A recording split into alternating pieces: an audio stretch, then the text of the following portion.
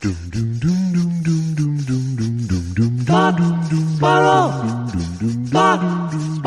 2 Jews, 2 mics, 2 hours, starting now.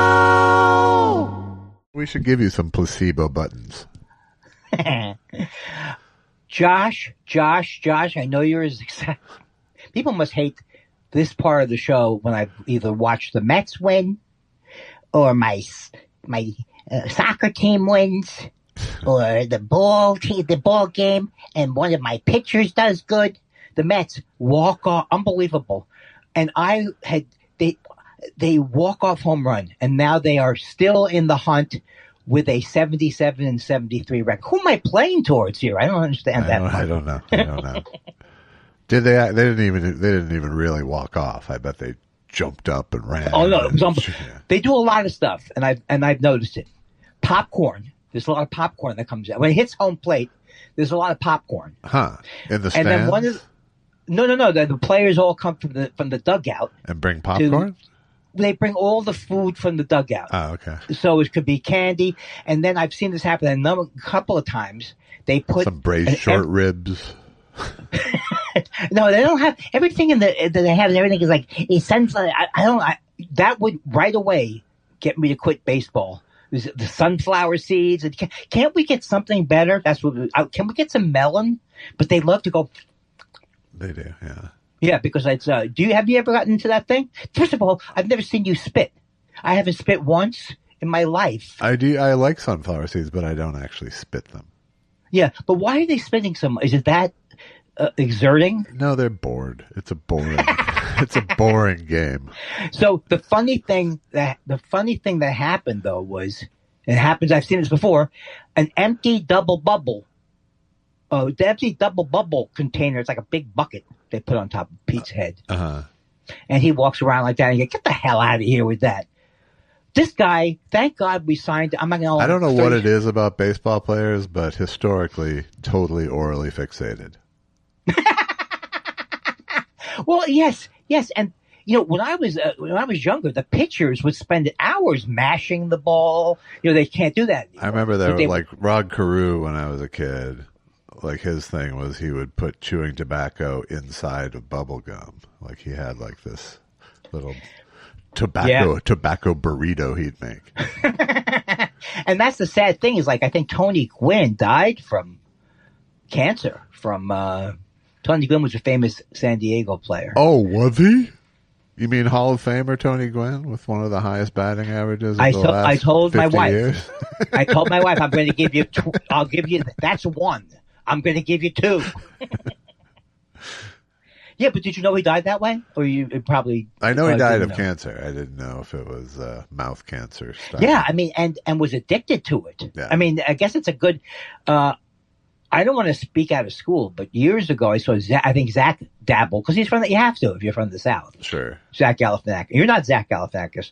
You're Josh Elvis. Oh, God. So, but... What were we saying? Oh, yeah. But yes, oral, and yes, but also, like my favorite, like I love Nolan Ryan when I was a kid, right? Love Nolan Ryan. And he's one of these heroes. He's probably beaned 75 to 100 people. Yeah, he would bean a guy a day. He was a mean son of a bitch, that Nolan Ryan. I think, and then if someone got upset, come on out. I'll hit you again. That's tough. Yeah. Don't you want that, though, in your sports heroes? Don't you want some part of them that's not in you that you can project onto? Hold on a second. You okay? Okay. I'll do it. Okay, and play. You got it. Okay. Ba-bam. Does your wife know where you are? My wife knows where I am. I have like a location services on. Right. Yeah, but that's because you could be in a puddle somewhere. That's because of my falling. What happened to Andy? He had some terrible accidents in his 70s. What happened to him? Well, he slipped on one time the floor was wet, and he was down for 6 months. That's going to happen. I'm telling you, people. That's why it's good that you don't live in Minnesota, because those slippery floor, that ice transition gets wet and whoop, Jew on the floor, Jew down. Fuck ice. Yeah. Fuck ice. Fuck ice. Do you know who said that last night? I do know. That's so great. That was my favorite part. Okay. I want to go over this with you, and I'm not going to go over this with you that I know you haven't seen it, so you didn't watch the Emmys, right? I checked in with the Emmys throughout the apocalypse of a Vikings game I was watching. Yeah, that was sad. It was like they lost 4-3. They lost 2-1, basically. Don't they? They have a handsome quarterback. What's going on? They do, but he's a rookie. Is that Matthew Stafford? No. That's JJ McCarthy. Oh, okay. I thought I saw Matthew Stafford. And then who was at the beginning of the game? I've seen this many, many times where someone yells down the Viking thing. Someone yells down the chauffeur. Play ball, something like that. And look, they're right where the Jets are. Hey, the Chiefs are 0-2. It's a crazy world. We don't know what's going to happen. Right. So did you watch the whole Emmys?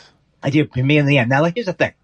I want to go over this with you, and it's not going to be like my Skied Out bit, which I just sold to the baseball channel. The Skied Out, and I forgot the other part of the joke. I thought Nate Bargatze did a great job. I thought he did a fantastic job. And this is where you say, this is where you have to tell me. See, because here's the thing. I bent over backwards because I like Seth. I don't want to say anything negative about Seth Rogen. So I bent over backwards. I remember it on the show giving a glowing review of the studio. And then I couldn't watch it anymore. Yeah. I watched one episode.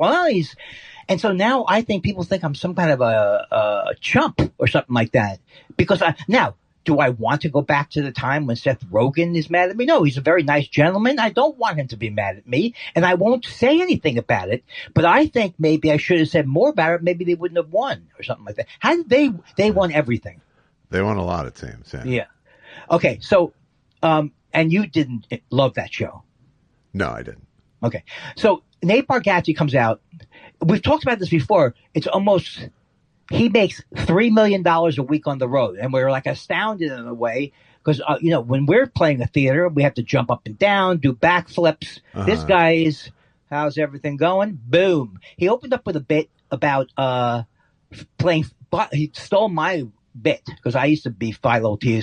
Farnsworth, so he's Philo T. Farnsworth, and he just says what I thought was a very funny bit about what television will be like. I don't even remember the specifics. It was aping the Saturday Night Live sketch that he did. Yeah. Right. That's what, and I didn't even. Yes. And are those current people on Saturday Night Live? Mikey Day currently, and James Austin Johnson too. Okay, so I enjoyed that, and then I can see by the evening's end how the bit about the losing the money started to go sour. Did you know that bit? Yeah. Okay. Huge mistake, that bit. Okay, now, I see J.P. Smoove in the audience. I love him. He makes me laugh. And I want to, it's not to bend over backwards to love Nate Bargatze. I think he's great. I think he's funny. But and when I first heard the bit, it sounded funny. Don't you think had it ended there, it would have been okay? Yeah, had it just been, a joke instead of the actual thing that they went to all the time. I mean, I have, because of my mood about the world right now, I have sort of a much more negative, sinister sort of take on the Emmys. Oh, can you give it to me? Or you want? Go ahead. Well, I mean, first of all, the choice of Nate Bargatze, who I think is funny, but he is like the most purposefully edgeless. Right. He's not going to say something opinionless act that there is. He's also the biggest grossing act in comedy right now in the row. Bigger than Tom Segura? Yes, bigger than everybody, literally. Like 70 million a year or some shit like that. And so he, it's like I've started to seeing more interviews with him recently. I've started to turn the corner towards disliking him more just because of the pride in edgelessness that he takes.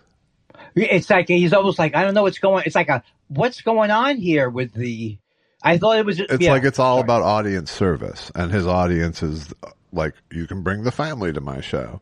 Yes, you know, yes. Which is fine if you shut the fuck up about it, as far as I'm concerned. You know. Oh, in other words, he really is. He doesn't really swear. He does not swear. I mean, he's clean. He's steadfastly. I mean, clean is part of his selling point, and that always is a rubbing thing for me. You know, I don't like. I thought I was fairly.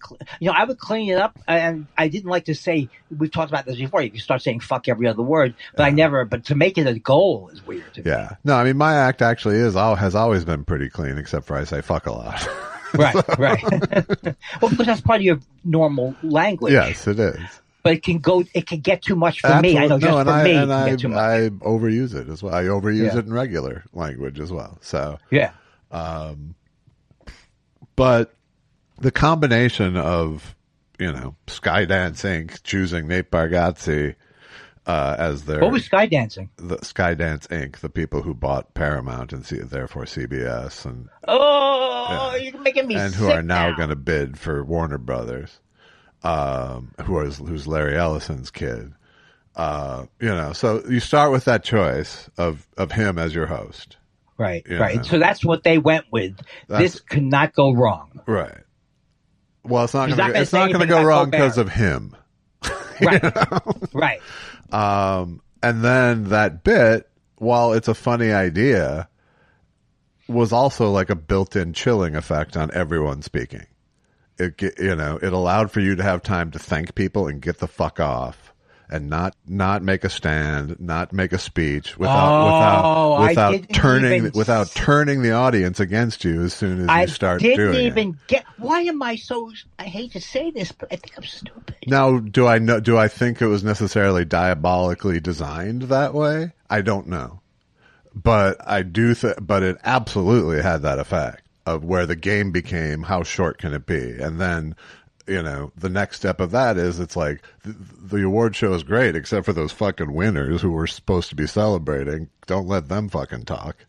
Yeah, and someone pointed out how much time was on other stuff, like, thank you for being a friend. And, So, I mean, it just felt like, to me, it's like, my worst take on it is it kind of felt like the death of everything. To me, because it just like that bit chilled people. The general atmosphere made it so that no one, that artists weren't speaking out in this time of. It has to be raw. I have to agree, because I was even nervous after the first time it was done. I was laughing. I was like, "Well, this is so great." Yeah, I mean, it's a funny joke. It's a funny joke, but it's not. But as a device, like I said, it just had this instant chilling effect on everything. Yes. And now, I also wanted to go over some of the shows. I was wondering, okay, first of all, I know people have told me, people I trust, well, I don't trust everybody because they might not like the same things, but I have not watched it, but apparently Adolescence is supposed to be an unbelievable show. Have you watched it? I did not. Allison did, and thought it was really good. Yeah. And heartbreaking. And heartbreaking. And I didn't even know that guy, Stephen Graham, who wrote it and everything, I didn't really even know anything about him and the kid who won. So I thought that made me want to see it. I've wanted to see it. It was certainly a timely win. Yeah, yes. How do you mean? I mean, about someone immersed in online culture committing a murder. Oh, spoiler alert. Jesus Christ. I thought maybe he gave the kid a wedgie or something, and now you're telling me that something serious happened there. Yeah, I know it's serious. But so I want to watch this. What is Dying for Sex? I like the woman who's in it. She said Marcel the Shell. Who is that lady? I don't know. I just think yes, you do know her. It's hilarious that you're using me as a fill you in on the shows guy. No, but I know. But Dying for Sex is about a woman, I think, who's diagnosed with cancer and tries to live life fully. Oh, okay. Why can't I think of the name? Forget it. It doesn't matter if I can't think of the name. The one that I want to see from it, I know you haven't seen it, but the one that seems like it could be really good, and don't make a monkey out of me, The Pit. And I never heard anything about it. Yeah. Have you watched that? No, but I mean, I don't like hospital dramas that much either, you know. So it's I didn't like ER, and this seems like just a sort of more real world ER. Yeah, I guess that's true that I never watched a medical. I did watch one before your time, St. Marcus Elsewhere. Welby. Oh. I did watch Marcus Welby, but St. Elsewhere. I watched St. Elsewhere too, and I liked it a lot. That was a great show. I so thought. I take some of that back, but I was swept up in the Hill Street Blues. I loved Hill Street Blues, right? Botchedness of the era. Yes. Well, that's the other thing. It's like Law and Order is the most. It's not a right. You can't. I think it's a right wing. It's a MAGA kind of show. The criminals are never innocent, and they're perping, and they're perp walking. And the thing is, I find it, and I actually did a scene with Jordan Brady with Mariska Hargitay. You know the story, right? No. Or no? No. Okay. It's Mariska Hargitay. She is a beautiful woman. She was and when she was this unbelievably stunning woman, and it's a thing that Jordan Brady did where she's watching TV and she goes, "Oh boy, it'd be really funny to date a stand-up comic." And then all of a sudden I appear in her bedroom. You've never seen it because I don't think it went anywhere. No. But it was a lot of fun for me. What was my point about that? If you like any kind of true crime at all, you can't watch shows like this. They're so predictable that it'd be like, I think it's because it's a comforting, warm cup of coffee type deal. Yeah. You know what I mean? They watch it every week, but I haven't watched it in years, but I can't see how people watch it. It just seems unwatchable to me. Well, simplistic. Well, yeah, but I don't know how I think it scratches the same itch as Dateline or any of these other things. Don't you dare say that. I am a Dateline fan. That's a real story, my friend. Uh-huh. Well, I'm going to text Josh right now. In fact, Law and Order is ripped from last week's episode of Dateline. So. Well, Law and Order used to do that stuff all the time, right? Where they would rip it from the headlines, I think they still do when they can. Yeah. I guess it's just once it's not outgrowing it. It's just are there any police procedure? Like someone said Criminal Minds was great, but I haven't watched any of those things. I don't know. Again, you're using the wrong guy as TV guide. Oh, God damn it. I really don't like procedurals very much in general. Boom, baggy bank, cool. Except Hill Street Blues. Now get out there and you be careful out there. Right. I went on an audition, and Ranko was the casting guy. Charles Hayde? Yes. I said, I loved you. I love you, Ranko. Or then call him Ranko. I thought he was very funny on that show. I mean, sure, Animal was funny. And he became a casting agent, Charles Hayde?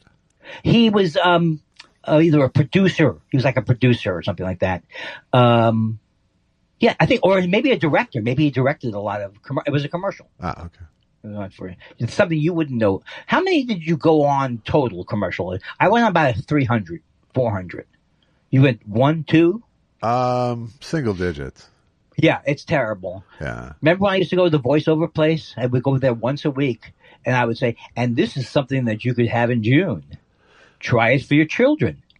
I was never like I would go to these commercial auditions, and I was never like in the same category as everyone else who was there. They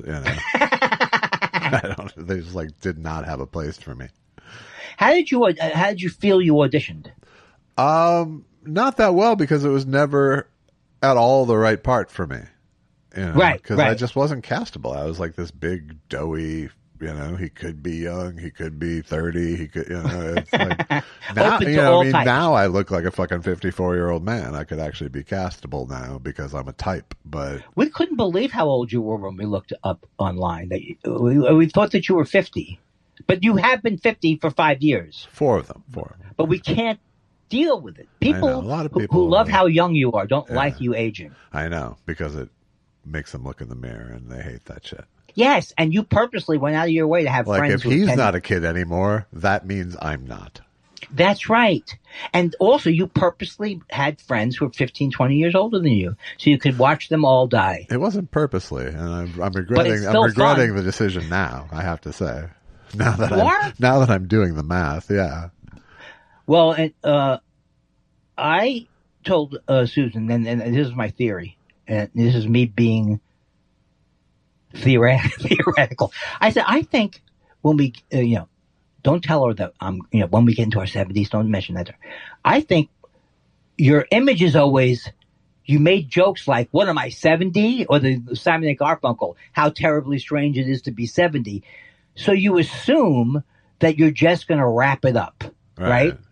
But I think what happens is that when you're 70, you go, look at how many people there are 80, 85, 86. Yeah, but in 1968, in 1968, when Old Friends was written, 70 was fucking old. Oh, I do not want to argue against the song. I was my favorite. No, album. I'm just saying that 70 now is very different than when we were kids. That's true, and also all the on sitting on the park bench like bookends, and all those images. Like I have a ton of friends now who are between 65 and 70 somewhere, and all of them are more youthful than my parents were in their early 50s. That's my grandfather, who lived till he was 80, was very frail from 70 on. Yeah. Just thought he had a heart attack. But the thing then was he had diabetes, and I think I wonder if they improved the diabetes. Well, people didn't get on meds in their 40s back then, Right, yeah. I don't remember I remember my Grandpa Sam watching the news every night. I was like, what the fuck is he doing? Right. What the fuck? What's he doing? He's an old man. He's watching today in Europe. Car 54 is on.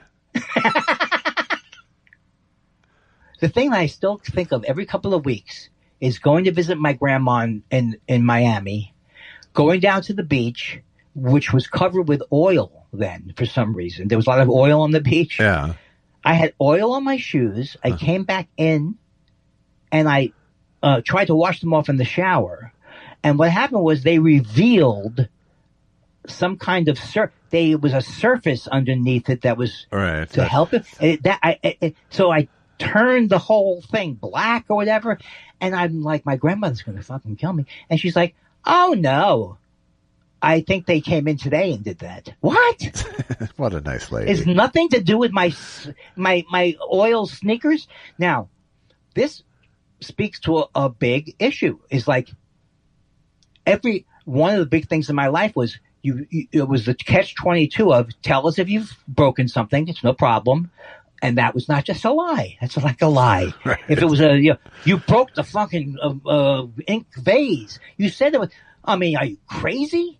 And so you never knew. So I thought I had to lie, but I told my grandmother the truth. That's the thing that's interesting. No, I didn't even couch it. I said I went to the beach and I tried to wash off my oil sneakers and the thing, and I think I did something. She goes in there and goes, oh, no, it's always been. That is a lovely lady in that regard. Yes. No, I don't think she was that lovely. She thinks he didn't do it. What is he thinking? He's a small child. I should have known then that I loved going to Miami when I was a kid, because the first trip I ever took, I was probably 10 years old, 11 years old. I took a plane to Miami. Yeah. And they sent me, and I don't want to say my parents. They put you on the plane to Miami? Yeah, I don't want to say my parents didn't care about me, but they put me on a plane alone. Yeah. And it was like. Did you get wings pinned from the stewardess? No, but I got attention from them, which was like unbelievable. I didn't know then why that was so marvelous that strangers would like me. Hold on, Cody wants out of my room. So do you have a doggy door, or you don't have something like that? Can they get out whenever they want? No, I have to open the door for them. Oh my God, when is this going to end with this obligation? I would have gotten a dog door except for my time on America's Funniest Home Videos, where I saw enough animals come in the dog door that weren't dogs. Oh my God. Oh my God. I never thought about that. And it probably happens all the time, right? Sure. Raccoons love dog food. What kind of rascals got in there? A lot of raccoons. Raccoons aren't nice, right? That's my theory. Nice. They are not nice animals, no. They're cute and funny looking, but they're not cute, nice. Funny looking. They're nasty little fuckwads. Well, when I went to Yosemite in 1979 and my Ford station wagon broke, I had to fix it. I stayed down near the Yosemite Lodge, and the back window of my Ford Country Squire wagon was broken. This big, the size of twice the size of you was this raccoon who was used to living there. Yeah. In the village. Off idiots with open windows. Yes. And I said, get out of here. And he said, get the fuck out of here. That's what they say. Yep. And I couldn't believe it. I thought that he would be running away. No. Get out of here, you. I'm looking. What are you doing here? What are you doing here, asshole? I was stuck there in the valley. Stuck is a hard thing to say. For about 5 days to get I don't know just how in a raccoon standoff. I just don't understand how I survived it. I think I should be proud of myself that I left the East Coast. It probably was the greatest thing I'd ever done. Yeah. But I was, but the fact that you never went back backs up your well, no, I went back the next summer. I was miserable there. But the idea, all I remember from going to California for 20 years was worrying about my car. It was during the time period when cars were no good. I finally got a Honda. That was good. But there was and everybody I knew had a car that was going, there was an American car. So and then the Firestone. I almost had a flashback. I see a Firestone. They're not just saying tires. We do it all here at Firestone. Yeah. So that's how I got my first debt on a credit card, probably a couple $1,000. I had a Firestone card when I was first.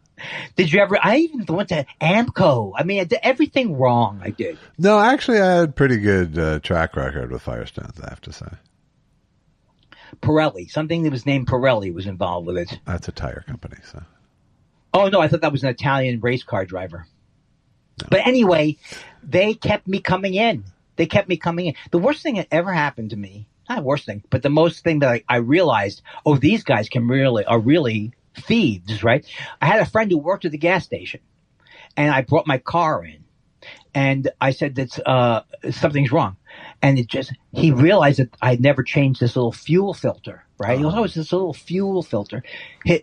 His boss comes by and goes, okay, all right, now we're going to have to take a look at this. The boss wanted me to leave the thing so he could charge me $1 million. Right. It's insane. I don't know why I would expect. And also, I don't trust at car stations any of the things. ASC approved or whatever those companies are. Uh-huh. I don't feel like those companies are out there looking at those garages.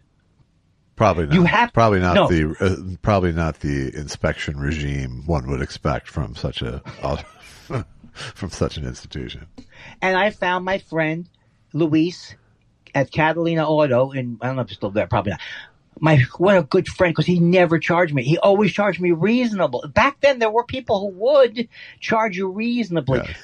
Okay, but now my car's in, right? And my car's in for repair. Still, I just put it in a week ago Monday. Last Monday. Listening, I did everything myself, which was good for me. I arranged everything. I went through their insurance, and the woman told me, bring it on a Monday, she said. That's the best way to do it. So they have a full week. They can't tell you, you brought it in on a Wednesday, and they don't work on weekends. They do not work on Saturday and Sunday. So they contact me the day I dropped it off.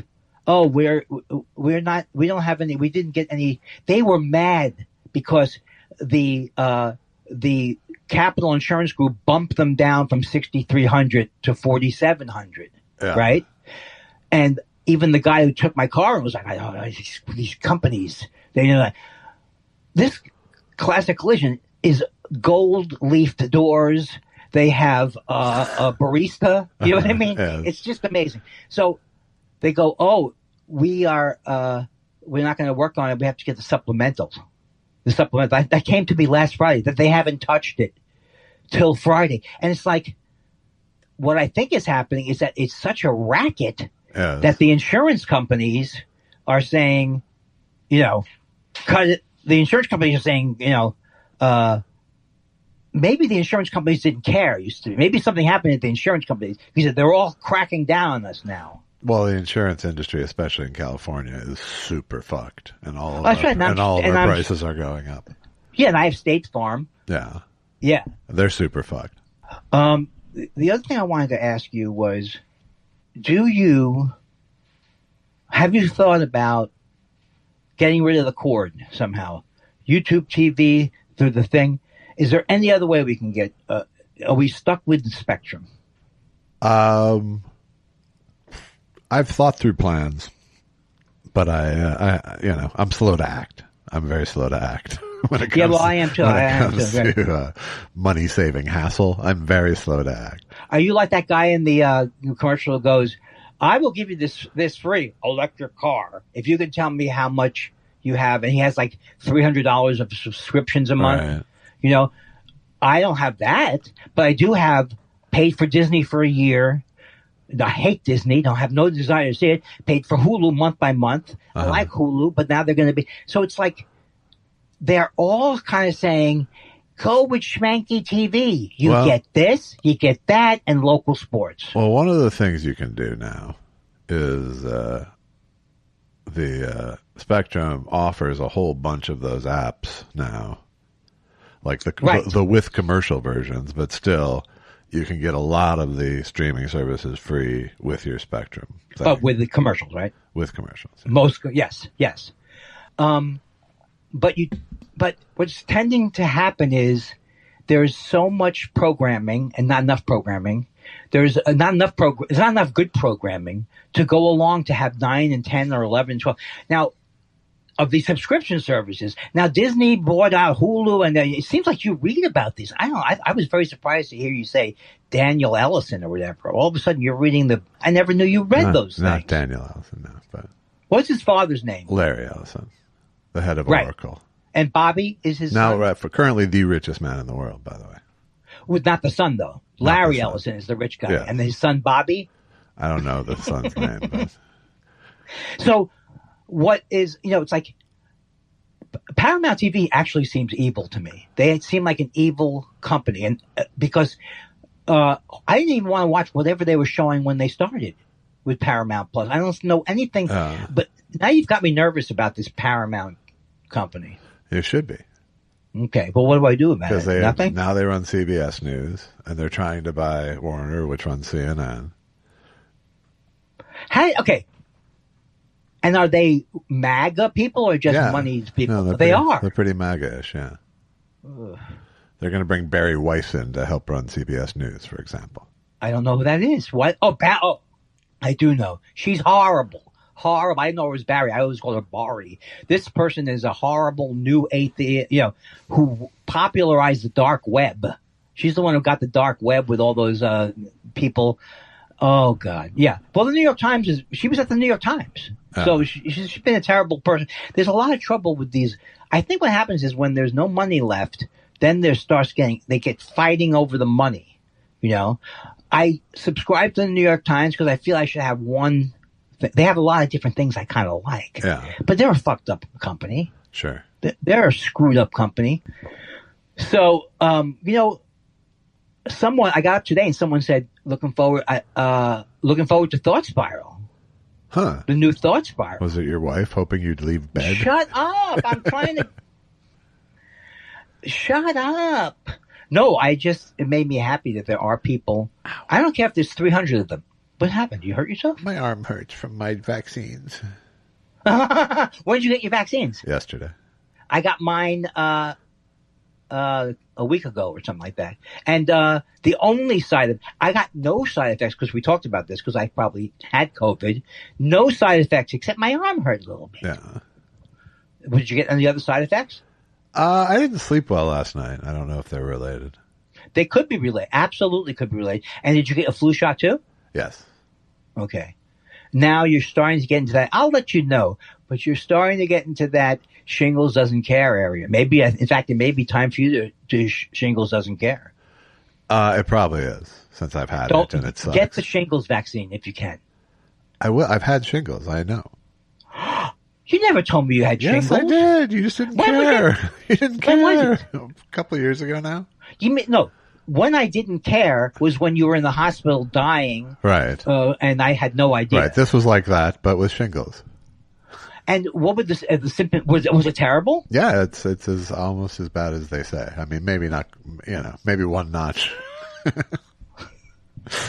But did they get rashes and things? Yeah, no, it was on my back and it hurts and it's constant.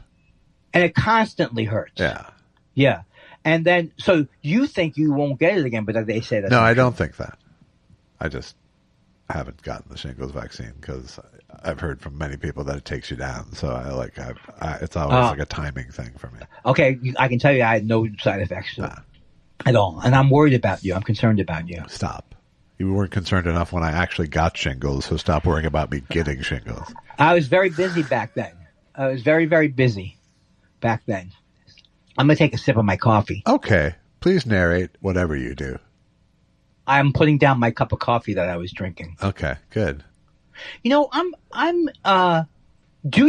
here's my question. Do you have any funny anecdotes from your life? No, I used them all in year one. No, but something has had to have happened recently. Yeah, since Friday. You went out to eat with Joel Madison and something funny happened. Yeah. You had a pitch meeting and that was fun. What? It's not like you're telling funny anecdotes. You're telling little emotional scars from 60 years ago instead. But at least I'm saying something. If you're saying I have nothing to offer, I have no comeback. No, but sometimes you do. Sometimes you do. Something happens. Sometimes things happen to you during the week. I thought my thoughts on the Emmys were insightful. That was very insightful. In fact, again, made me feel like this is a weird thing. Why do I have to feel like an idiot, Dad? Why? This is beyond your scope. Because you don't feel like an idiot. You don't feel you're stupid. But I feel that I'm stupid because I didn't understand the Paramount TV, and my job is to see what's going on in show business. Yeah. But I've been separate from things. But hence I feel stupid. And then I'm afraid to offer an opinion because the listeners to the show think he loved that studio. Remember when he said he loved the studio? Yeah. Oh, what an idiot. So, I don't know how I got this way. But I think you were trying to be, you were watching it with the eyes of trying to be a showbiz team player, I think. Right. And that part of me has died. Hold on one second. We'll be back.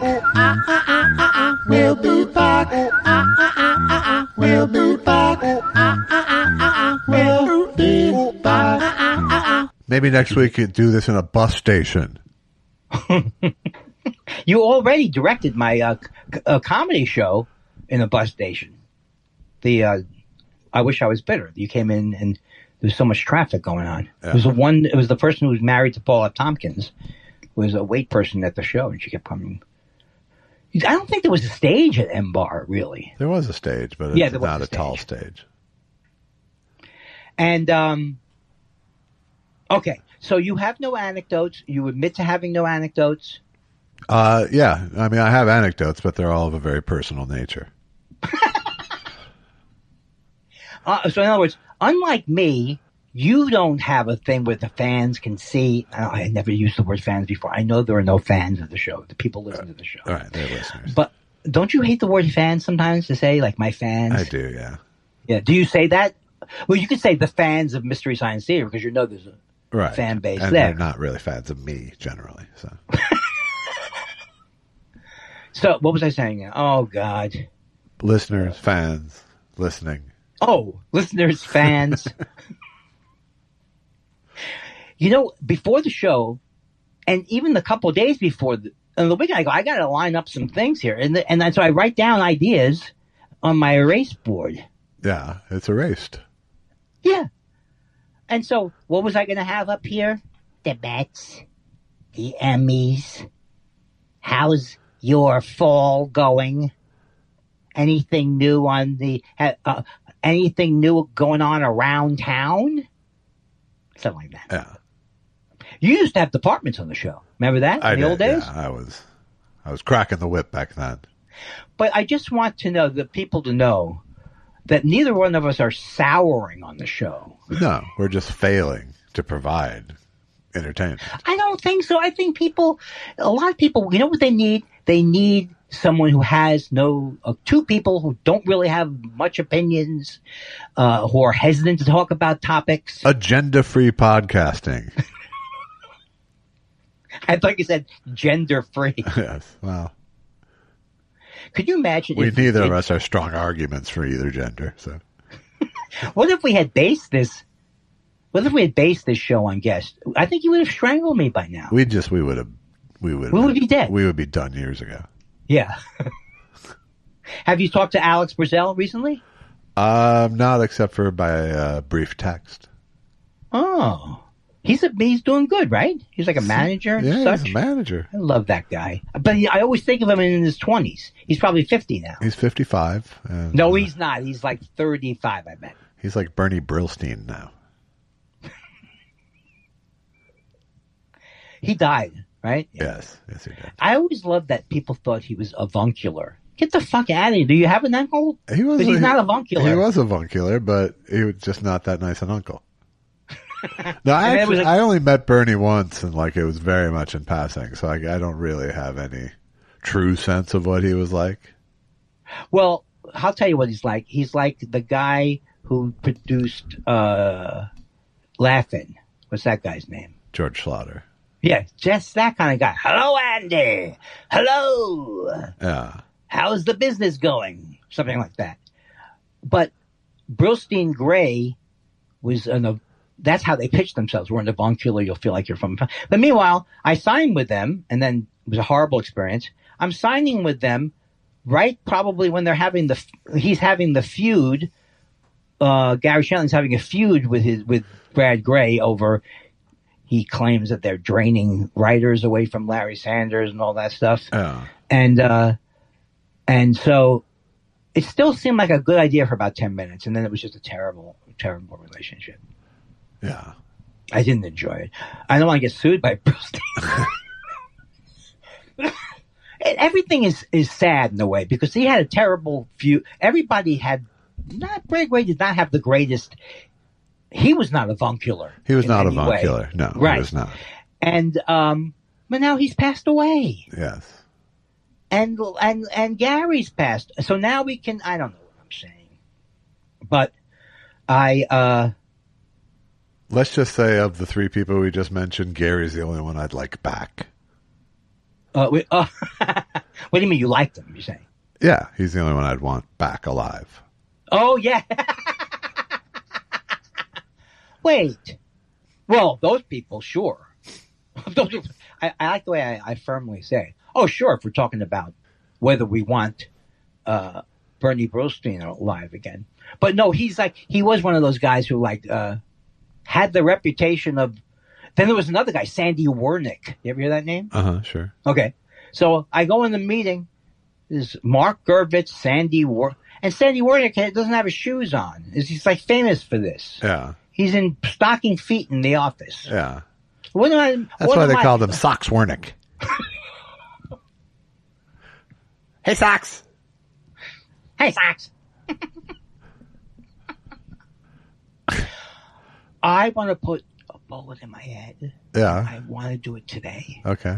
I don't like to make jokes. Oh, I mean, if you're feeling this way, call blah, blah, blah, blah, blah, blah, blah, blah. It sounds like a gambling. It sounds like a gambling. Looking for help. Blah, blah, blah, blah, blah, blah, blah, blah.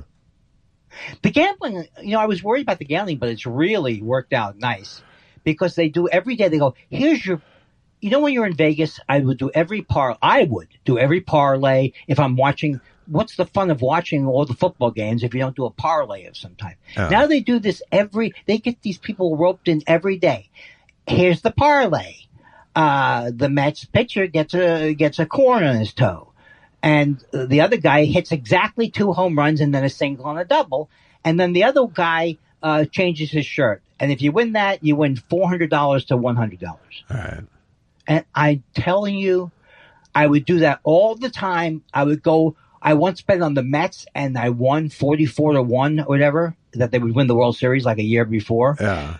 I won $800 that they would win the National League, and I would have gotten another $2,000 if they had won. So that to me is a fun way to gamble. Yeah, it's a fun thing. $10 on the Mets is.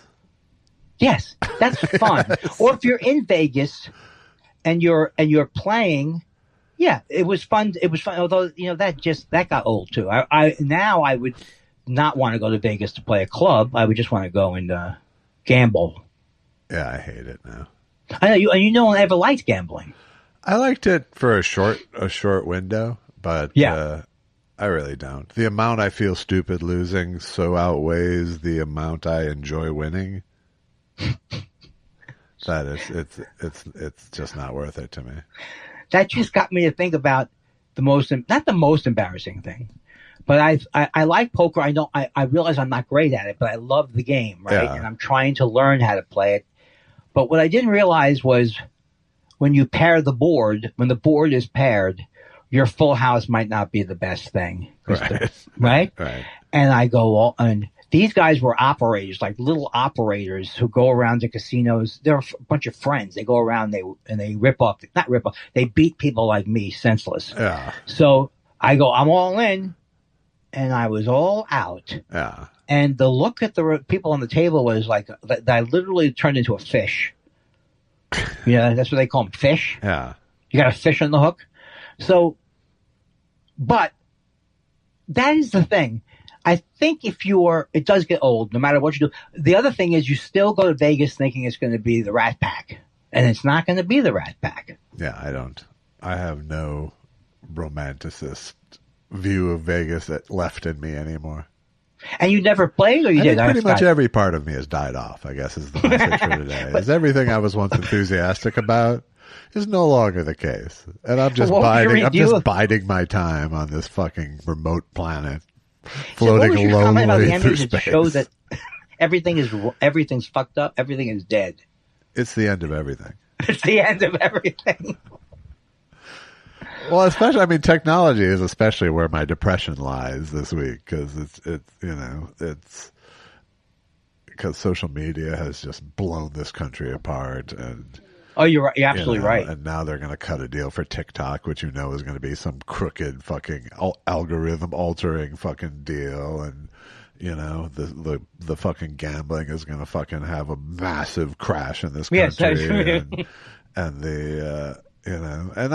even video games, I think, as much as it's unpopular and has been historically to blame video games for shit, it is so underestimated how huge the video game industry is. It's like 10 times bigger than the movie business, and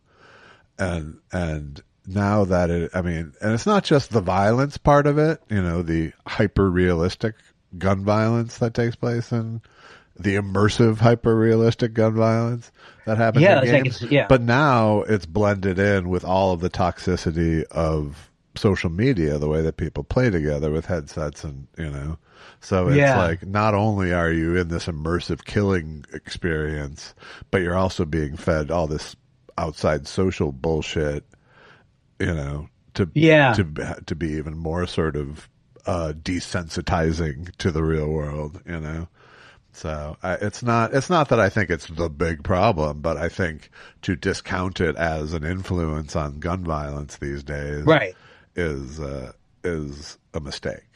Right. In the old days, it was wrapped into politics. So it was wrapped into that they would go after black people for their lyrics, but a white guy could say anything. Right. So but the idea that you should watch how your kids are playing around. There could be warnings, or all of those things. I don't have a problem with, or saying just because we know I saw this video game and I shot 15 people. We know that's not the way it works, but we know. But if you spend 8 hours a day on killing expeditions and you get really good at it, you start to get some self-worth about that aspect of what you do.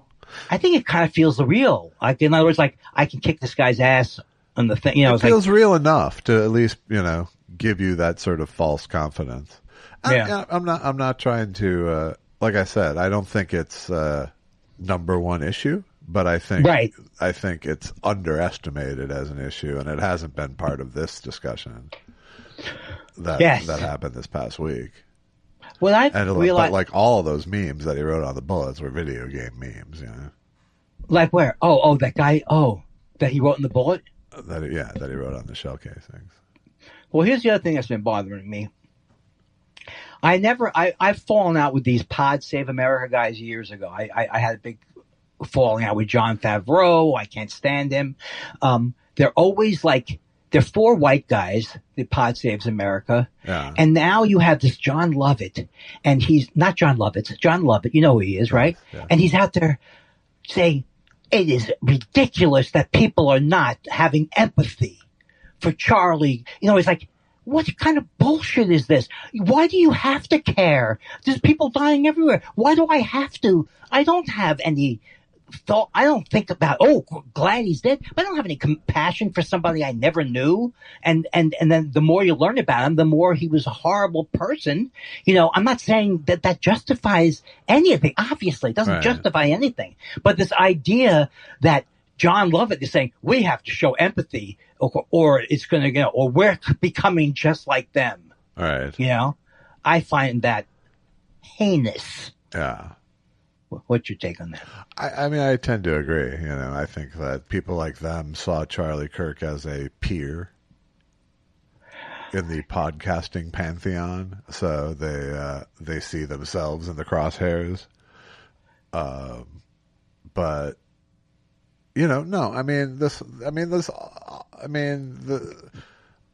this whole week has been a sort of hypocrisy festival, you know, the making of Charlie Kirk as a free speech martyr while at the same time going out trying to hunt down people who said mean things about him, you know. His wife, you know, it's like, I feel, it's like, not, of course his wife's up, but I'm just like, the fact that these people have bought into that there's evil, that the left is evildoers, you know, you know, obviously that's political. It's just politics that they're saying that. Yeah. But I think you're right. It's like, oh, and exactly what you're saying. Like they're having some kind of pod thing where they're having like Matthew Iglesias and all these crazies. I think they are trying to let's turn this into a nice discussion with these right wing. Yes, we're people. all part of the podcast elite. So,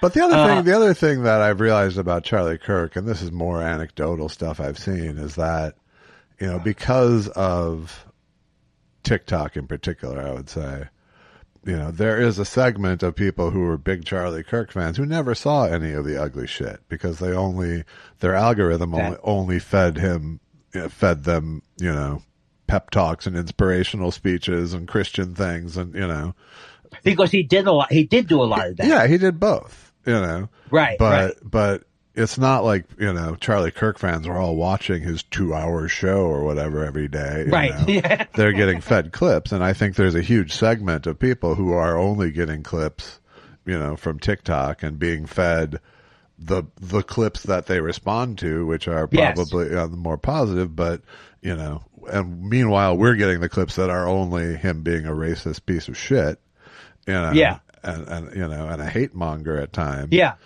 So that there's like these two disparate versions of who this person is.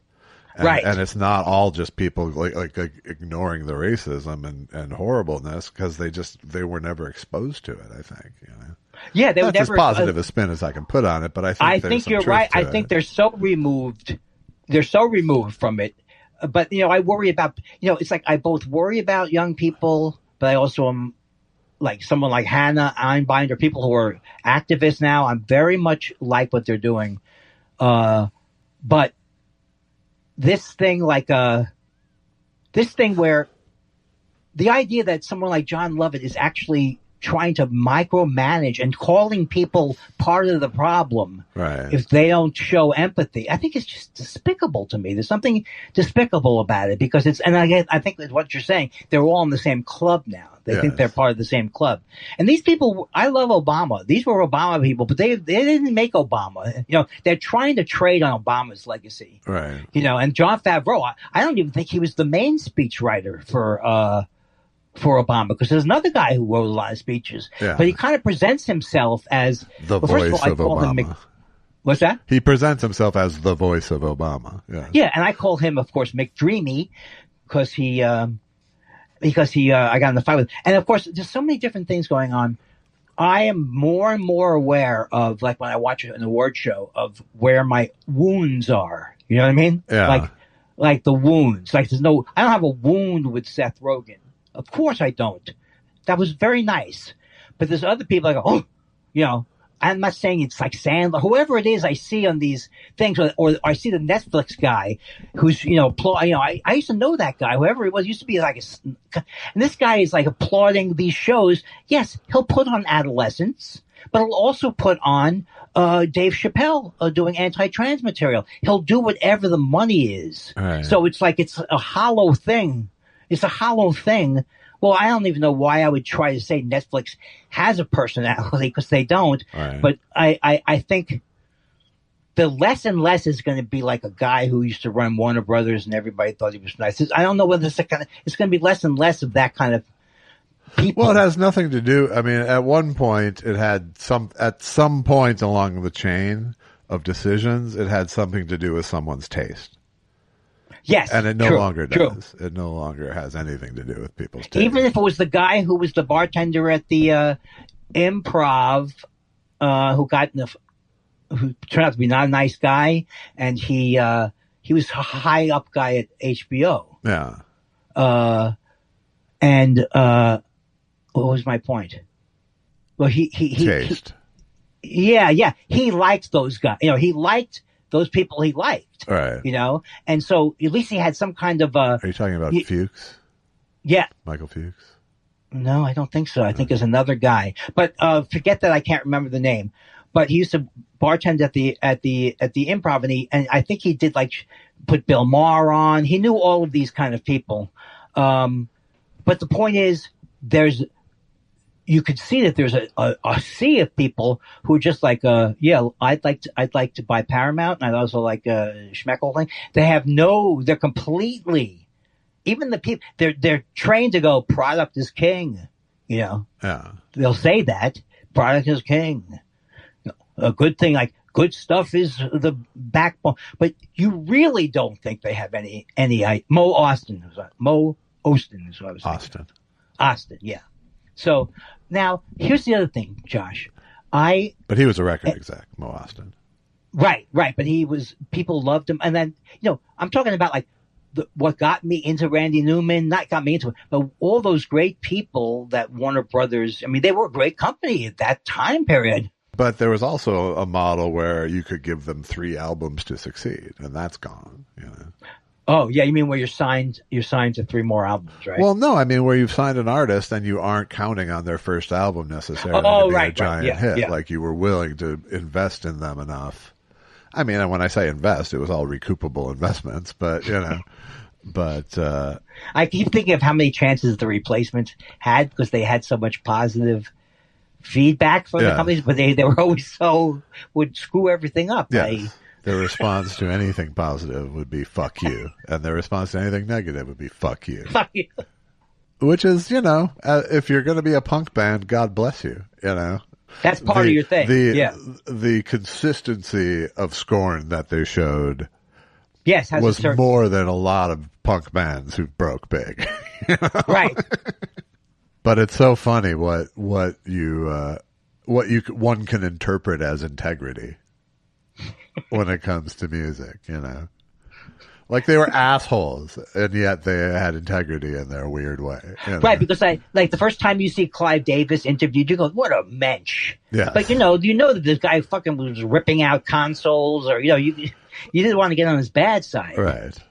So, and many of those guys were like that. Obviously Geffen tried to destroy people's careers, and but if it went really well with him, you love him. Right. And here's the weird thing.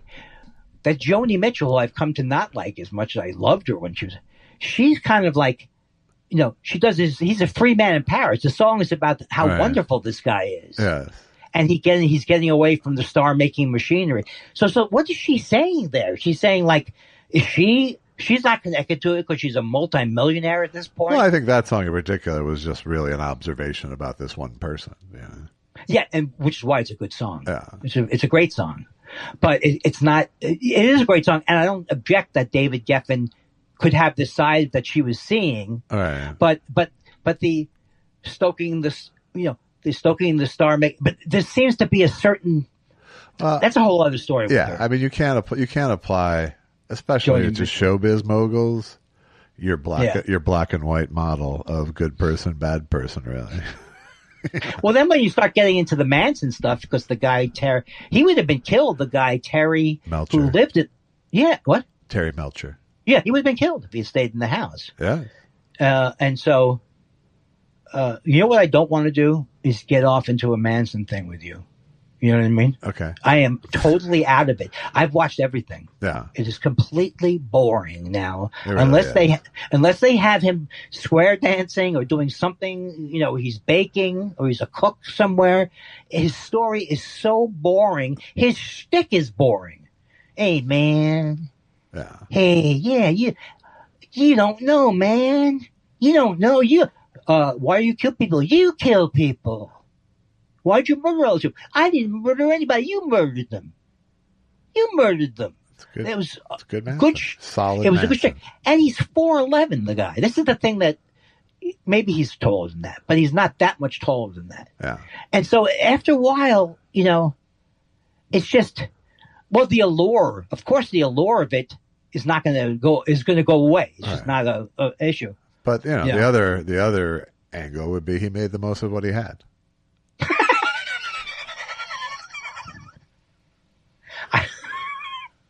He really did. He really turned lemons into murder. Murder aid, yes. Well, my argument is not with Charles. Well, that's the thing that's so funny about that movie, The Slums of what's it called?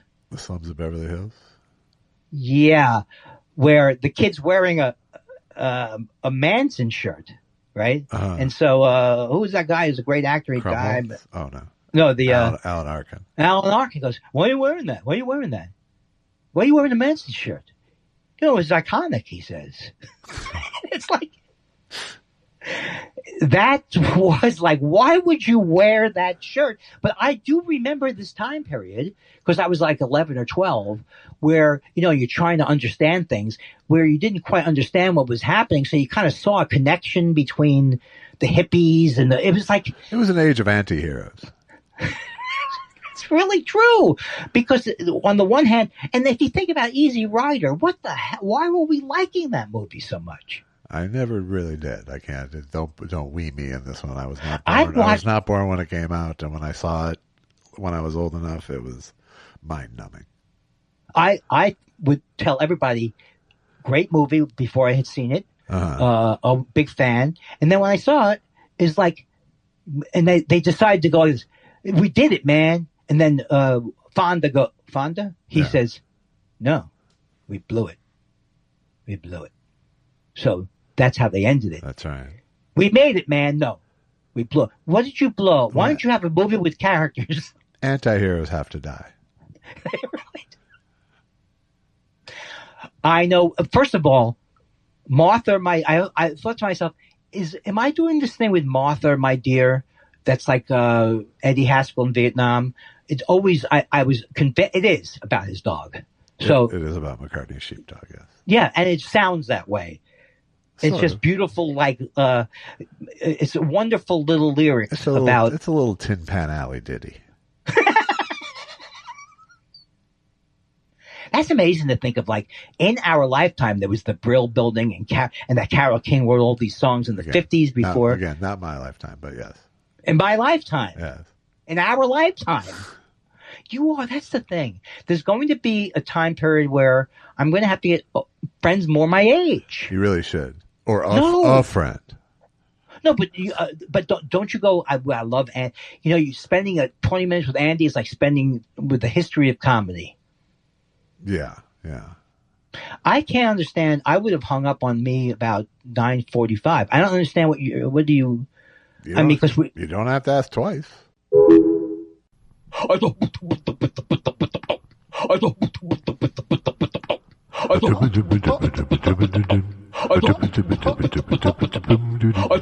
take a little break. Gonna take a little break now. Gonna take a little break. Gonna take a little break now. Gonna take a little break. Please stop talking for a moment. Take a little break now. Gonna take a little break. Please stop talking. Gonna take a little break. If it's in your power, Break now. Gonna take a little break. just stop talking Gonna take a little break. for a minute. Gonna take a little break now. Gonna take a little break. so I can stomach another hour. Take a little break now. Gonna take a little break. I don't mind being wrong. I don't mind not getting better at being right. But what I don't like is when it's pointed out to me by people in the world. I don't like that part. Why do they have to tell me about it?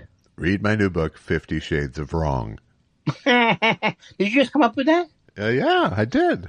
But is that quite, it wasn't that good, you mean? Is that why? Oh, you burned me so bad. You got burned, baby. I don't know that I can come back from that. You got Kindler. You know it.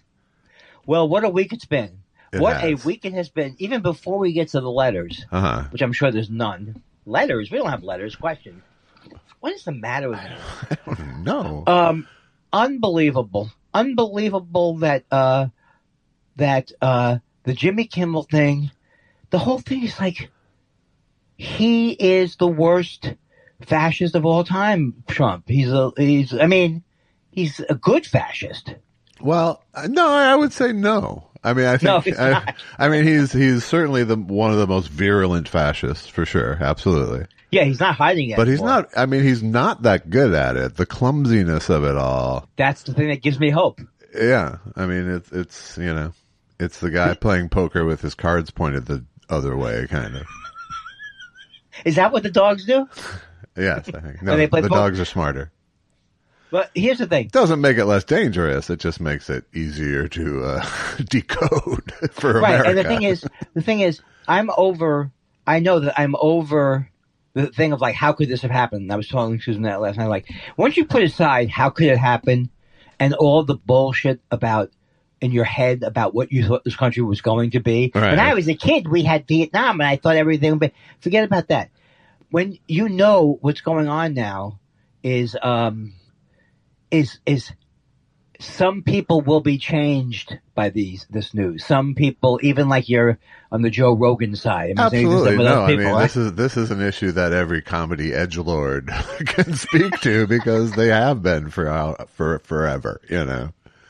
And I'm wondering, because I don't follow like Jimmy Dore, and I don't follow, obviously I don't follow him, but there's other people too, like Dave Rubin. People I've just lost in touch with because, and it's better. Why do you want to? But I'm wondering, and then the part of me goes, well, why do you care how many of those people have said this is bad? Because it doesn't mean they're great people. It just means that they see the threat to themselves. Well, I mean, I'm of the mind that, you know, the age of scolding and I told you so's needs to fucking end, you know. I know. And I could be in that lane because I still can't believe it and let that go. Did I think there was some sophisticated round table this country was? Well, it's just, the future of our country depends on a notable percentage of people changing their mind. Right. You know, and so anything we can do to facilitate that change of mind is a good thing as far as I'm concerned. And I don't, you know, there is like the sport of pointing out people's hypocrisy. Right. Is a boring sport. Well, it's irrelevant at this point. Right. Because the point isn't hypocrisy, it's shamelessness. It is the willingness to say whatever is advantageous to you in any moment to win. It has nothing to do with the firmness of one's philosophy. You know? Well, that was why it was good that you knew that they were someone. The fix was in. That guy's name is what is his name? Carr or something? Brendan Carr. FCC, yeah. So, but they're so stupid. Of course, he's like world-class stupid. They're so stupid they didn't even wait for something to happen. See, I was scared when this happened that it would be like Jimmy, you know what I mean? That somehow he fainted or something. I don't even say that the thing that's on the air definitely makes him say that he thinks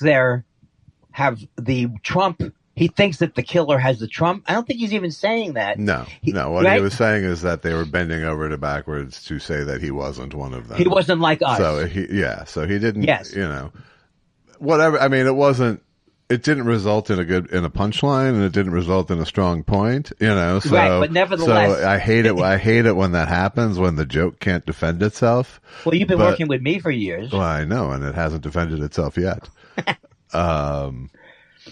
You know, because good jokes tend to defend themselves. You know? Right, because I wrote. You said, what was his motivation? Well, it's a good joke, so maybe his motivation was just to come up with a good joke. Well, I think his motivation was to make a point, and he has every right in the world to fucking do that. Well, maybe not in the world, but in this United States of America, he has a right to do that. And lettering coming out was great. Yeah, you know, but all of this was, you know, predetermined. It wasn't, because what wasn't predetermined was I just felt like he's going to round up everybody. He's going to start with these people tomorrow. No, but even before the election, going to say anything. But even before the election, this was on his agenda to shut down people who talk shit about him, basically. And this is the thing that I have been telling Susan or anybody who will listen to me. It's like the shame shadow of the royal is the worst shame shadow that I have in me too, as well. Well, this can't be. I was around during Vietnam, and we worked out these issues. Did you really work out these issues? Yes, we ended the war in Vietnam through the protests. Is that what ended the war in Vietnam? Right. And I was like, and was it you in the protests? I don't know. Was it you? And then we had President Jimmy Carter came in, sorted the whole thing out. You know, it's like. I don't know who that voice is, but made me a little sick. It's the royal. It's supposed to make you sick. The royal, yes. I will not stand for this. The royal is such a horrible person in a way. I'm just saying within my own mind. Sure. Because what is it based on? Because I had food when I grew up, that I had clothes on my body, that I was like, we're doing pretty damn good. But here's the other thing I want to say. These people like your Dave Anthony's and all these people who I told you what happened. These are people who helped it happen. They voted for Jill Stein, or they voted for Nader in 2000. You know, it's like, don't piss on my shoes and tell me it's raining. My manager told me, his boss once told him. It's like, You did nothing to help. These people have done nothing to help. He's like, well, I was there when I told you to vote for Jill Stein. Or I was there when I told you to vote for the Nader the second time. You've done nothing. And you know what you've done? You've created a situation like Dave Anthony where you're perfect foil for Andy's father. That's what it is. Yeah, well, it's maybe like your father, you need to block him. No, I apologize for saying that my father's like Dave Anthony, because he was not like Dave Anthony. Yeah, that's pretty. First of all, my father was smarter than. I'm a man who was accused of not being so bright. And then I turn around and say, what the fuck does Dave Anthony actually know? Now, here's the problem, Andy. Is that what your takeaway is? I was right about Dave Anthony? No. That's kind of the same game. That's same thing. Is that the royal? It's the royal kind of, or the politician. You know what it is? It's the royal pain in the ass. Boy. Yeah, you're right. And this was the first day I feel like I could smell oxygen. Or what does it say when you? I don't know what that means. No, like it's not. Is that your new CPAP? No, well, my new CPAP. Have you asked about it? I have. It's really great. So that's what you need to know. Oh, good. It's changed my life. To know.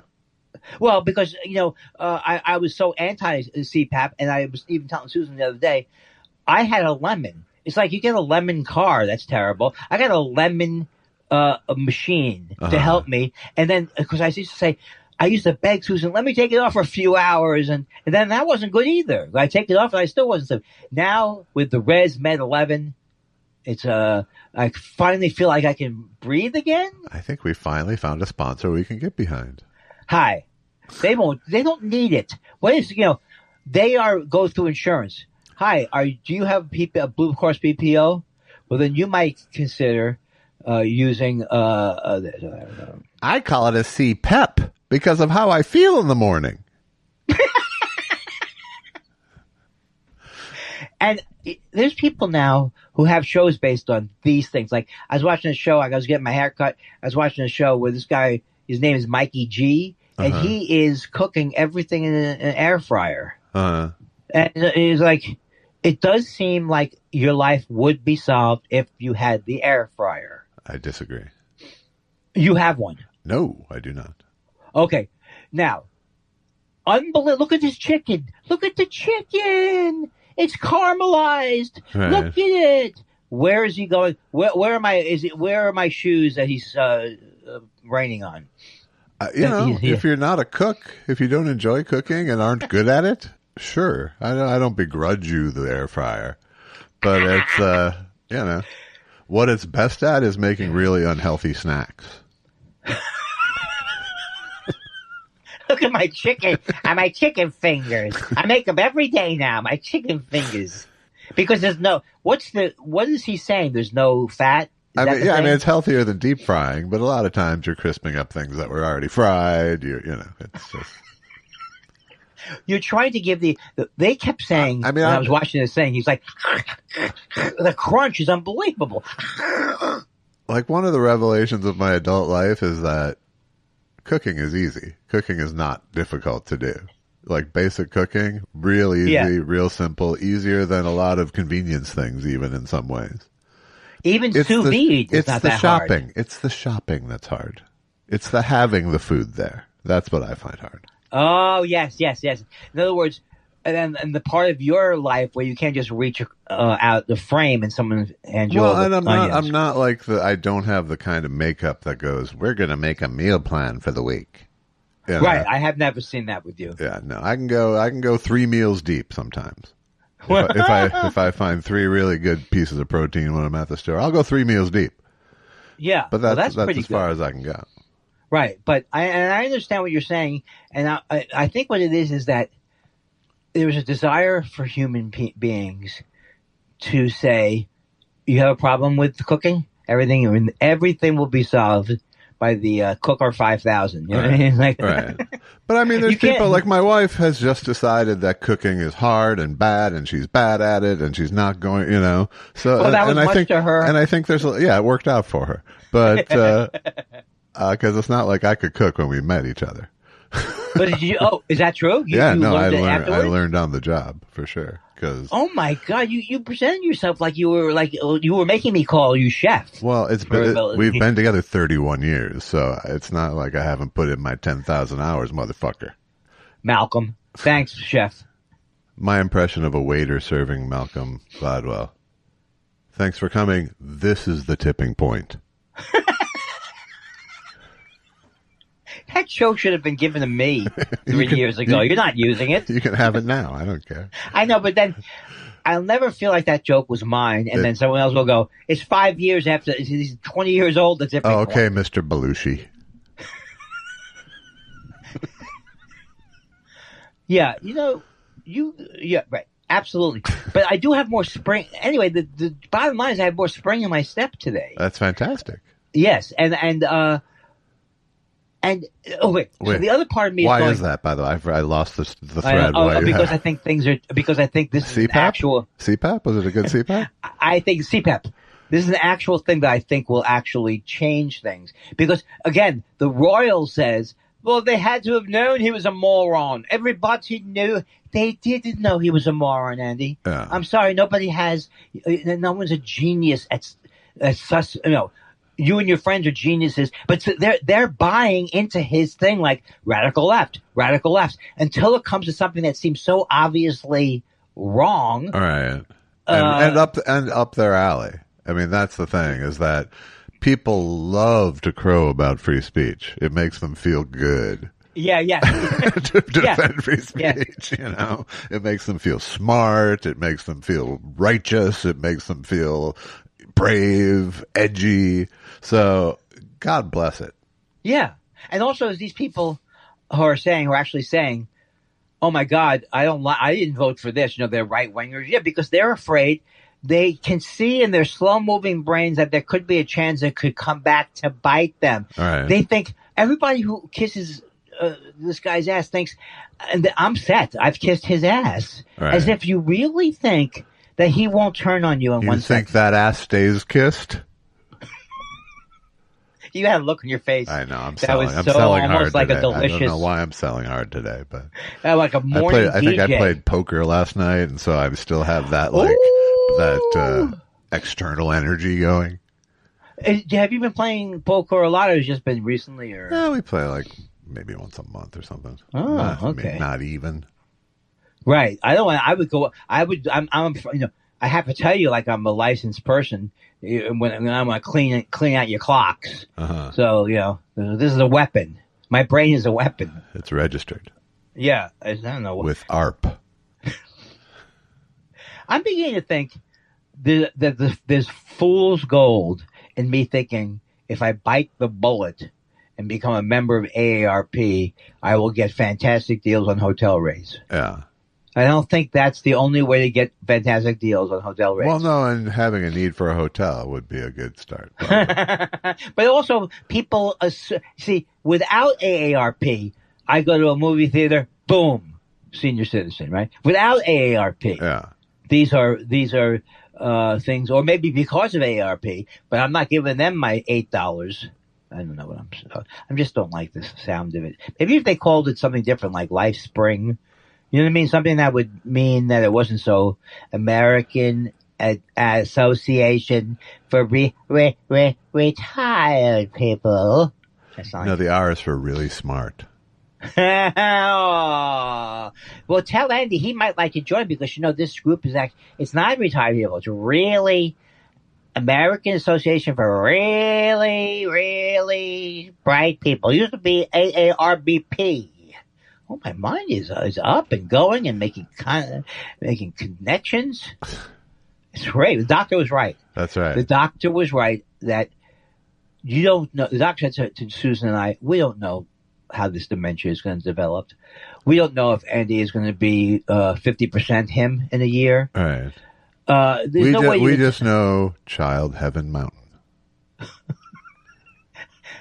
Sister. Okay. Mountain. I forgot the third word. It was like heaven or angel or something. Yeah, sugar. Oh, Sister Heaven Mountain or something like that. That made me correct it. Yes. There's no. I thought that they were saying you are cleared, but they're saying. I think secretly they're saying because I saw him whispering to Susan, making this sound, making like a cutoff. All right. Why would the doctor? First of all, Susan wasn't there, but why would the doctor say, "Excuse me, Andy, Susan, it's not good. It's going to get worse and worse. Next year, we're going to ask him if he can remember one word, and you'll see the deterioration." Andy, can you remember this word? And the word is stand-up comedy. And we're just going to ask you, you remember that, right? Stand-up comedy. Sister Mountain. Is that your impression of me with dementia? Sure. It is today. Well, here's the thing. Don't go. Those who wish that my memory would go away, don't act. First of all, the Mets. I know everyone's buzzing because the Mets have a chance to go to the postseason, and they're playing very well. And get it out of your system, Eddie. I can't believe how many home runs Pete Alonso's hitting. Juan Soto had a great year. Even those who said he wouldn't have a great year now agree that he had a great year. Yes, we can win. We have a good front office, and we have a rich man. We have one of the richest men going, right? Steve Cohen. This guy is, you know what I'm saying? If he wants to pony up for Alonso's next year, he's going to do it, I think. Yeah, that's great.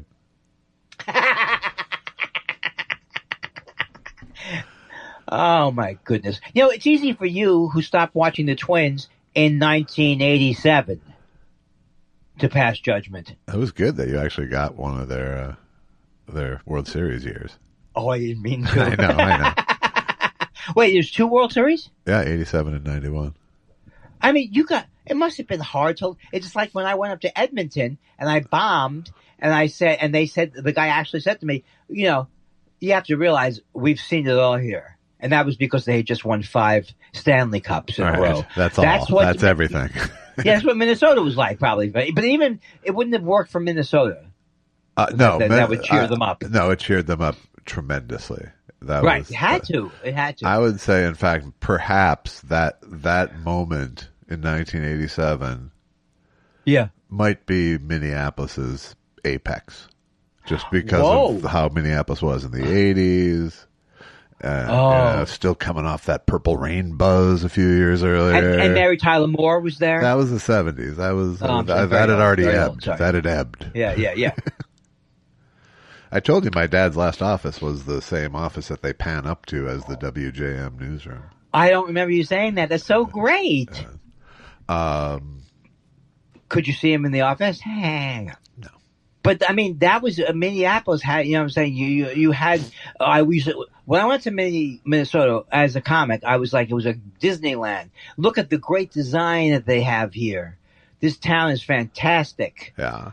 Purple Rain, and then other things. And I don't know what I'm trying to say. It's dead. It's a hollowed out shell. It's dead now? Yeah. It's a hollow shell. Right. Because Prince is not there anymore. Prince is not there. And it does not seem Prince to be is a new... not here, man. Hey, Prince. Prince isn't here, man. Prince. Isn't that amazing? On my deathbed, sadly, I think that the only thing I'll remember is Cheech and Chong bits. That would be a pretty funny way to die. I'm dying. I am dying, Cheech. Dave's not here. I'm not talking about Dave. I'm saying I'm dying. I'm an old man who's dying. Dave's not here. Cut the bullshit, Tommy.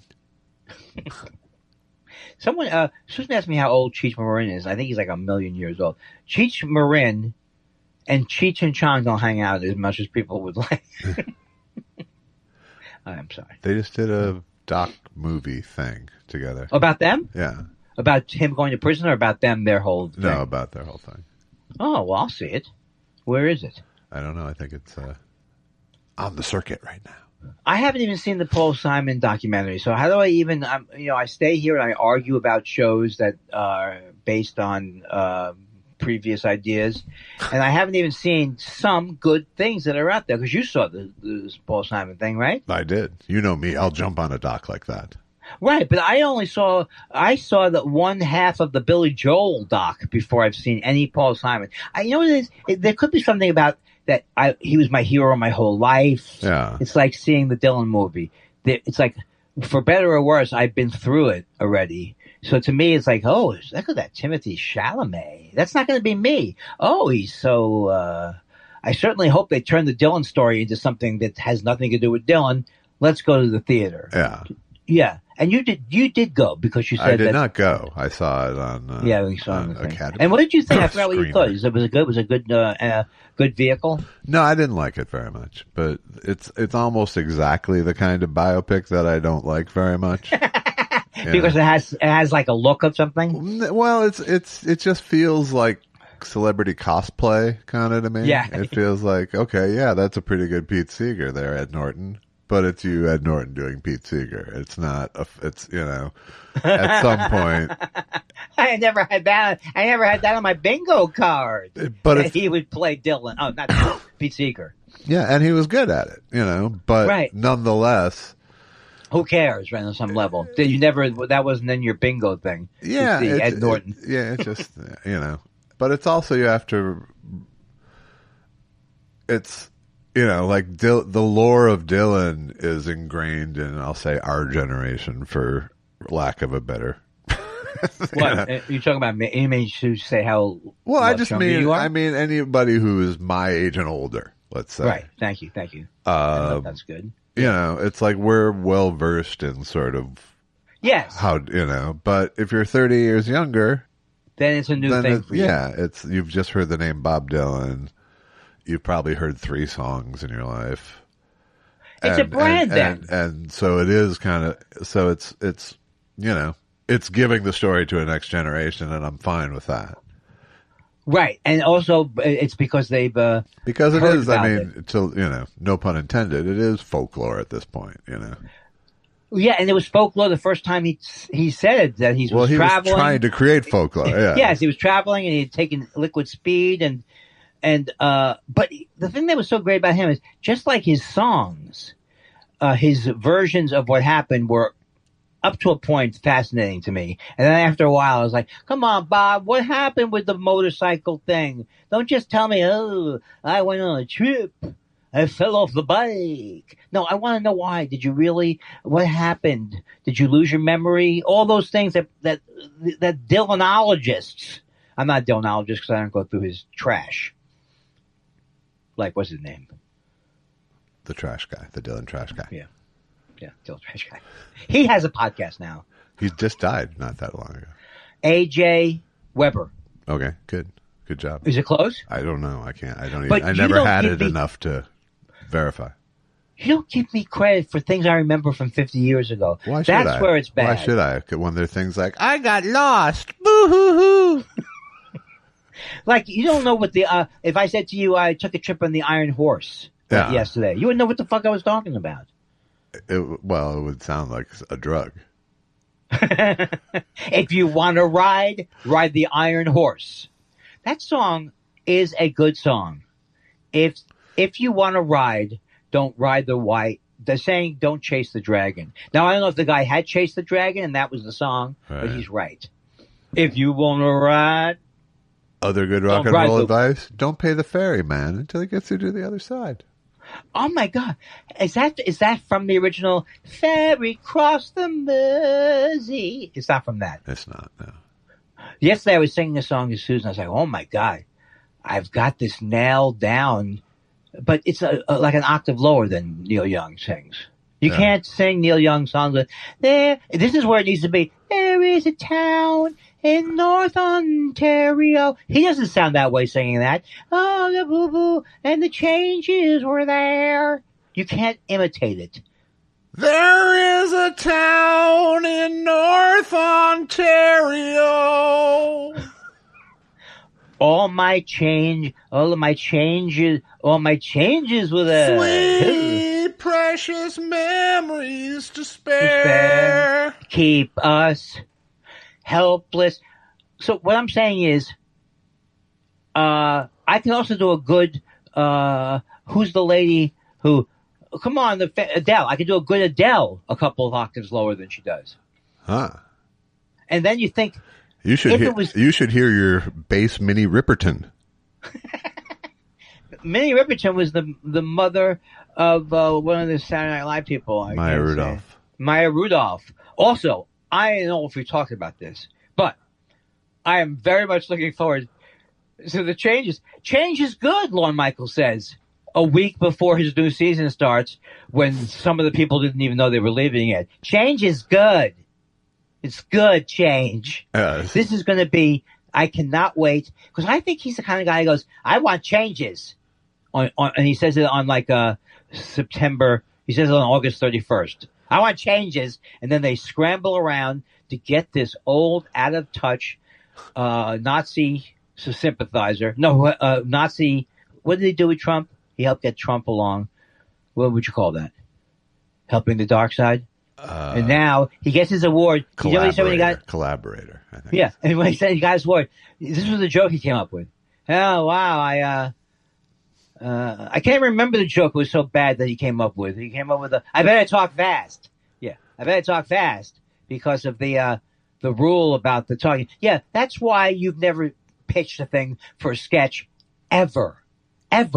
Don't tell me you came up with the thing asking the Beatles to come on. That was not you. And that's the only thing. I used to think that was him when I was a kid. Uh-huh. That guy's funny. Uh-huh.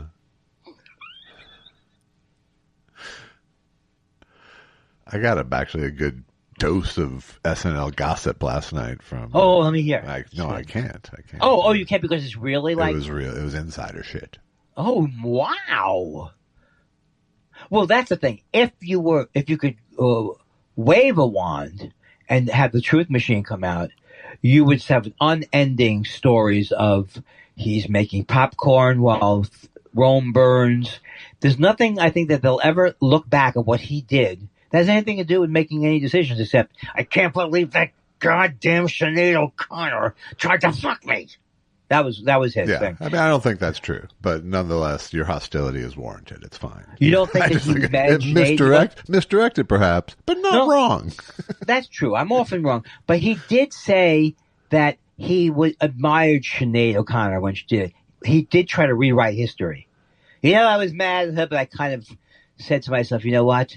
He doesn't even know what the issue was that she was talking about. If you asked him, do you know what her issue is? Something with the Pope. Yes, because the Pope has been a horrible influence on her and her people.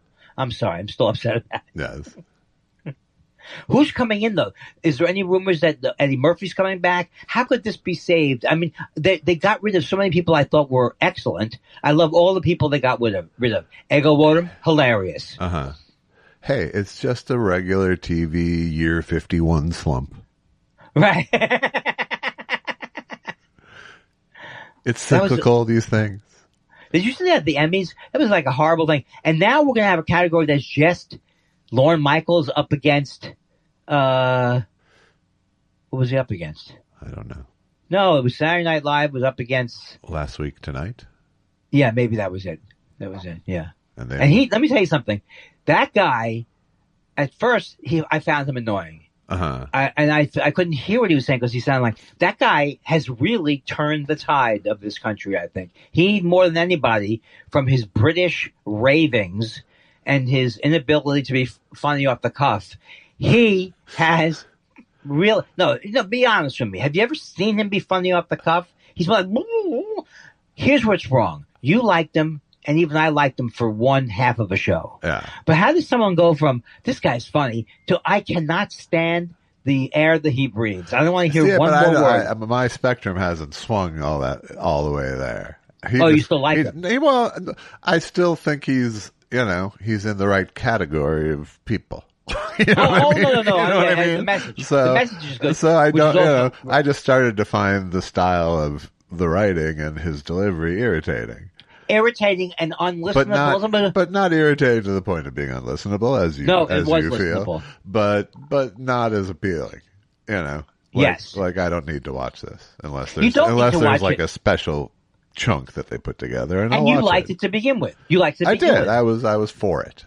Maybe it's because, but I'm not now against it. No, that's my job. Yeah, my job is to not only be against it, but to accuse the people of somehow coming after me. This whole thing was about me, wasn't it? Right. John Oliver took my spot. He was very nice to take my spot at comics when I had my appendix out. I didn't know the goddamn bastard would take the rest of my... I love that guy who thinks his career was affected by John Oliver. All right. Hey, if I had shown up at comics on that and hadn't lost my appendix, I'd be last week tonighting it. Isn't that the root of all people like who say, I can't believe this is happening. I should have the show. Isn't it? What happened to you there? Nothing. Was there a dog? There was a dog. There was not a dog. I was checking for action.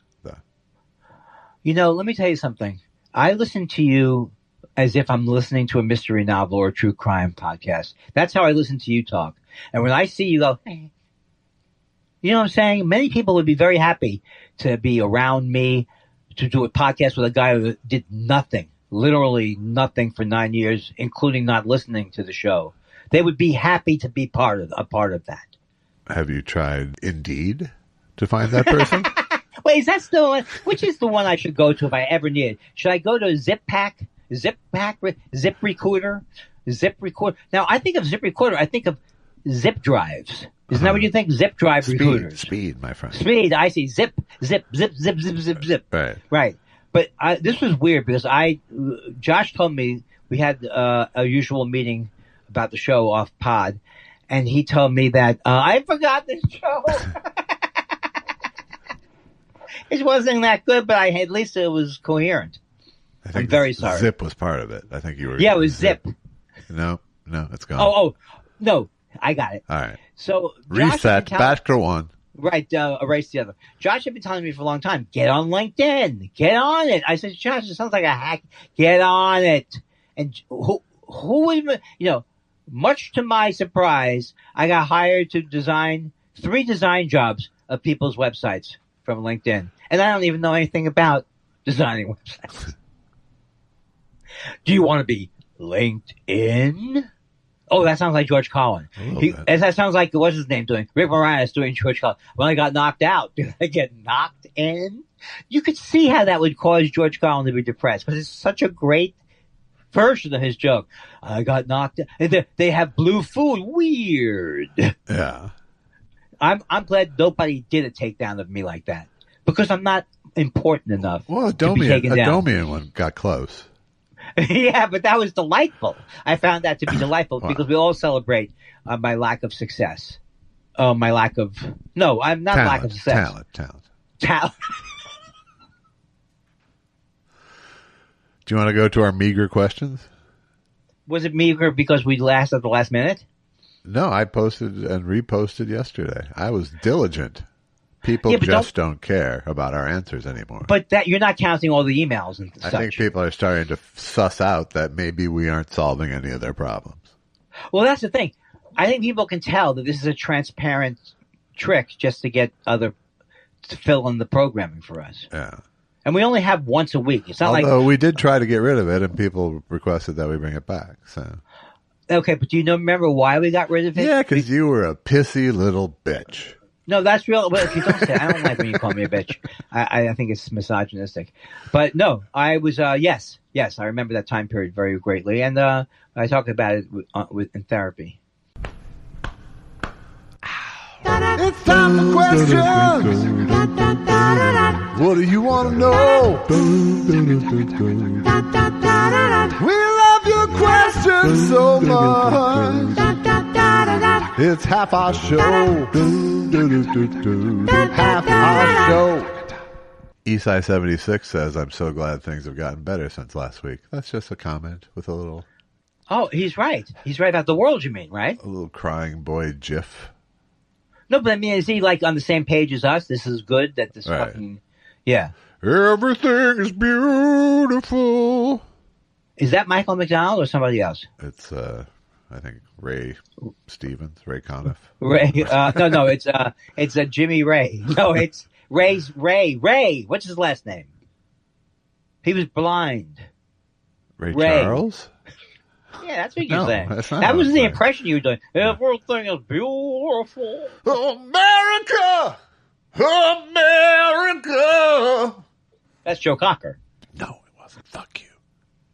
Cocker? I don't even...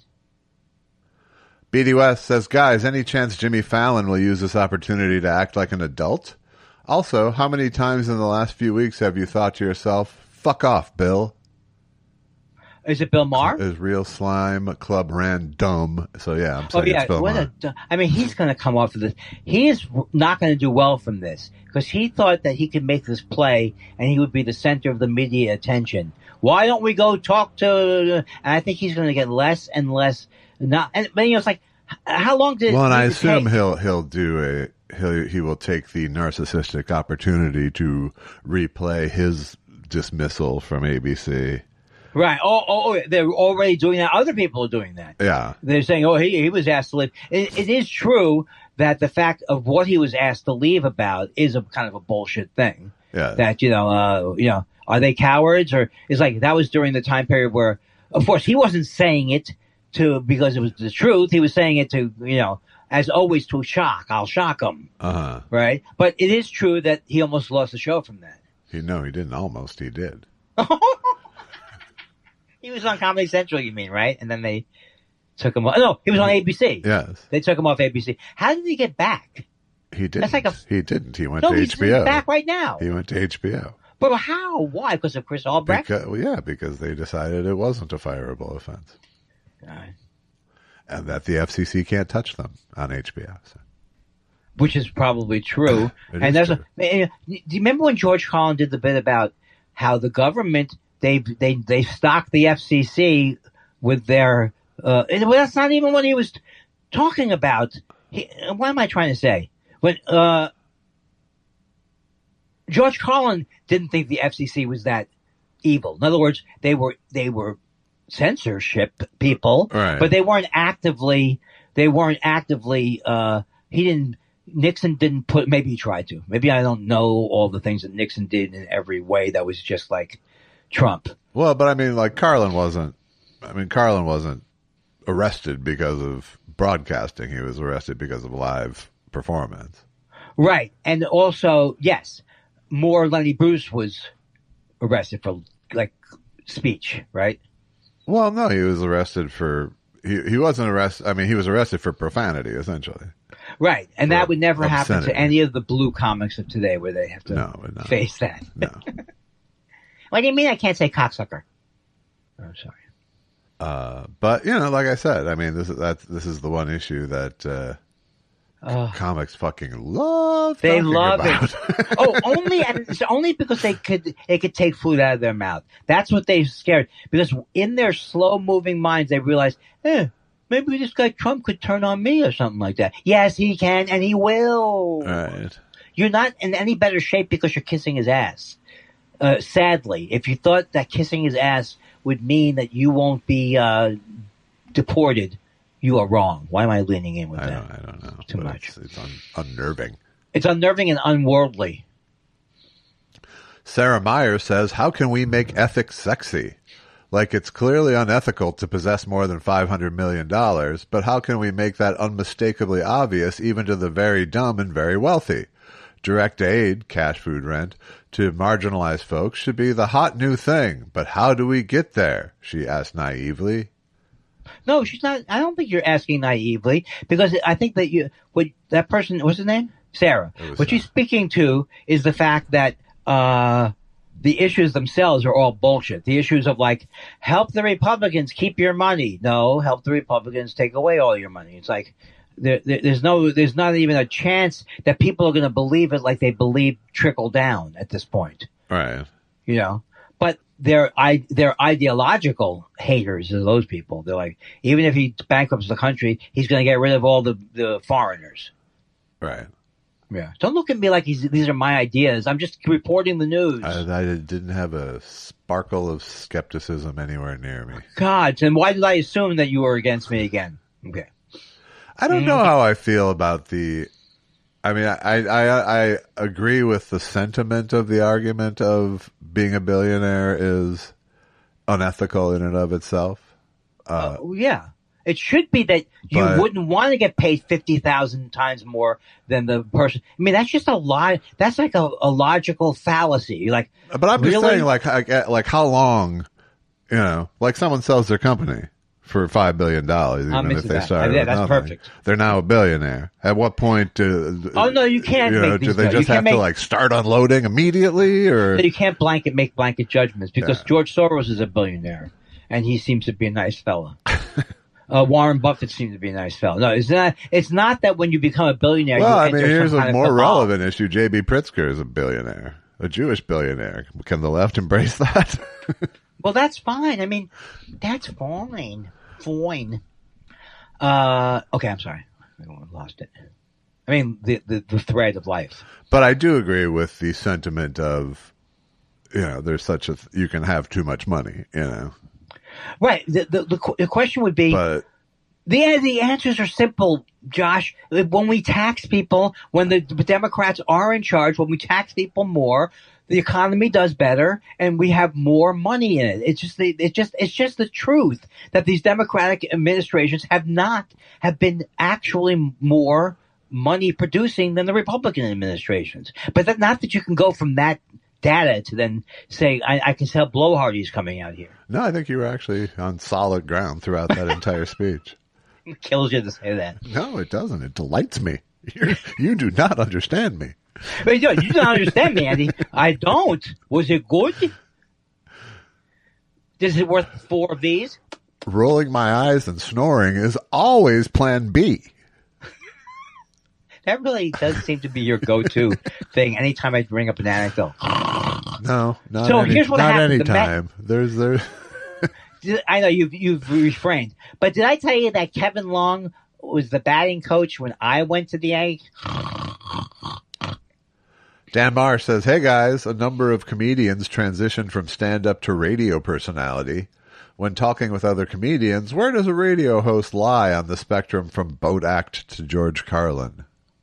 I think it really depends. I mean, like, if you're talking about during the time period where people liked Howard Stern or something, I mean, people can what am I answering? I don't seem to be answering the question. You're answering how do comedians regard radio hosts. It seems like in particular those who went from comedy to radio. I think it like Andy was trying to say.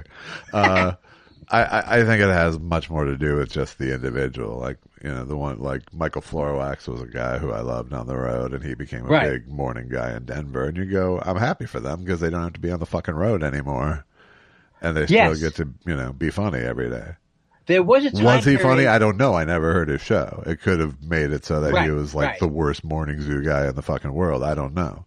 But what you're talking about is those guys, whether you liked them. I sound like MSNBC host. Whether you liked them or not, they were actual personalities Yes. in these various towns, and and also And deserve more, comedy and, was and on boomed. some level deserve more than the purgatory of road comedy. Right.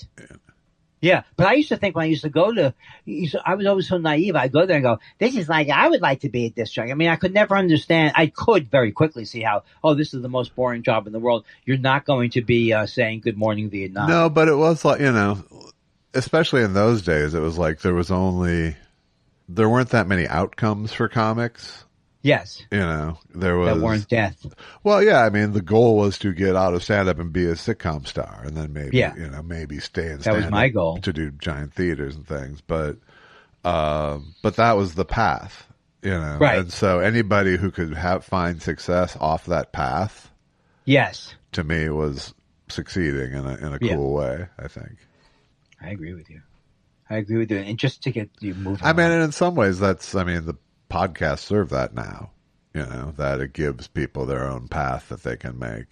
Yeah, and it's like anything else. There are like, it's like any other art form. There's going to be ones to me, I love some podcasts as much as I love any other kind of thing. Right. I do. You know what I mean? But it's always going to be a certain amount that aren't going to do that. And then, it's always going to be, not everybody's going to have a great podcast, just like not everybody has a great song and not everybody has a great comedy act. No, I mean, people prove themselves to be special in whatever way that is. Yeah, like whether you're like a Jimmy Dore opportunist, that's the way a lot of those people, Corolla, at least Corolla had some kind of stand-up. He had some kind of a track record. Yeah. Now, I'm trying not to say that, but it's true. I mean, Jimmy Dore was just an unfunny, bad comedian who you liked because he seemed like a nice guy, and he wasn't. Yeah. And but don't get me wrong, or something like that. He's a great fella. Well, he was super liberal when I liked him. That's right. Yeah. Yes. Yeah. Oh, yeah. In other words, there was an honest or smart Jimmy, or a guy who kind of got it on some level, maybe. Well, I mean, the arc I saw was a guy who total stoner. I mean, not someone who hit it, like would walk into a room and light weed up. So yeah, all day long. So I found that charming. But you could see the progression to YouTube opportunist. You could see that at first, and it's just because I interviewed him a few times with Mark Thompson over a couple of years. And you could see, and it started out with him, much more left than me, definitely a Bernie Bro-y kind of a left, but still an earnest discusser of it at the time. Discusser, yeah. And he was excited when he got invited to convention-y things, and and he was into it, and then. I remember him talking about how Young Turk guy, what's his name? Kurt? Oh no, the deck music, not Jank. Yeah, Jank Timonius. I used to call him Jank Timonius. That was funny 10 years ago. I know. Then I made a noise like it was funny 10 years ago. Yeah, that's what I'm saying. But yeah, I remember him telling me how Jank was giving him sort of the inside scoop on the algorithm tricking and all that's what Jank does. When he was terrible. setting up his studio in his garage and all that, and that's when the transition really became, to clickbait monkey, And then he overtook. I was like, Jank stinks. I'm the best now. Yeah. I never liked the Young Turks. I just never even dip into those. No, there's no reason world to. of pundit pods, Yeah, pundit pods. I like that. And your voice like that too, Josh. I do too. It's like dynamics. It's like ASMR or whatever. Yeah, EDMR. Or it's ASMR separate. I don't know what you're talking about. EDMR is a psychological. Yeah, I wasn't talking about that. You weren't talking about that? No, I wasn't. What's ASMR? I don't know what it stands for, but it's different. It's sound that creates sensation. Like Oh, that's cool. Almost like whisper. synesthesia. Like a whisper. Stop doing that. John Dunbar says, has Josh or Andy heard the new David Byrne album? I haven't. Is that yet. you're even more low key than the ones on Saturday Night Live who were the two women who were very funny who go, No, that's NPR. That's a whole different. Oh, that's a whole different. And I shouldn't have insulted you by saying. Yeah, why? I'm sorry. Just because you do 20-year-old jokes doesn't mean that's what I'm living. That don't have to go further down and to denigrate me to make your point. You do? Can I go further down? I don't think so. Because I've seen your. Please, sorry, please finish. Please finish. I've seen your penis, or I don't know where I was going. Jerry Scott says, in the upcoming war between professional comedians and repressive government, which of you will hold a higher rank? Captain Weinstein? Colonel Kindler? I think I can smell the smell of Bill Maher's jokes in the morning. I think it's going to be like that. I'm sorry. I got bored during that. Sorry. Yeah. My apologies. Well, I would say, certainly in terms of professional comedians, Andy ranks higher than I. Then what? Than me. Than I. Oh, stop it with that. You're You're a humorist. I'm not saying you're better. I'm just saying you rank No, higher. stop it. Please stop saying I'm better than you. No, Josh, I won't accept it that I'm the best person. No, please, Josh, pick yourself up from your I own think the perspective. evidence is in the fact that I can write for him, but he can't write for me. That's not true. Tell them the jokes that I've written for you.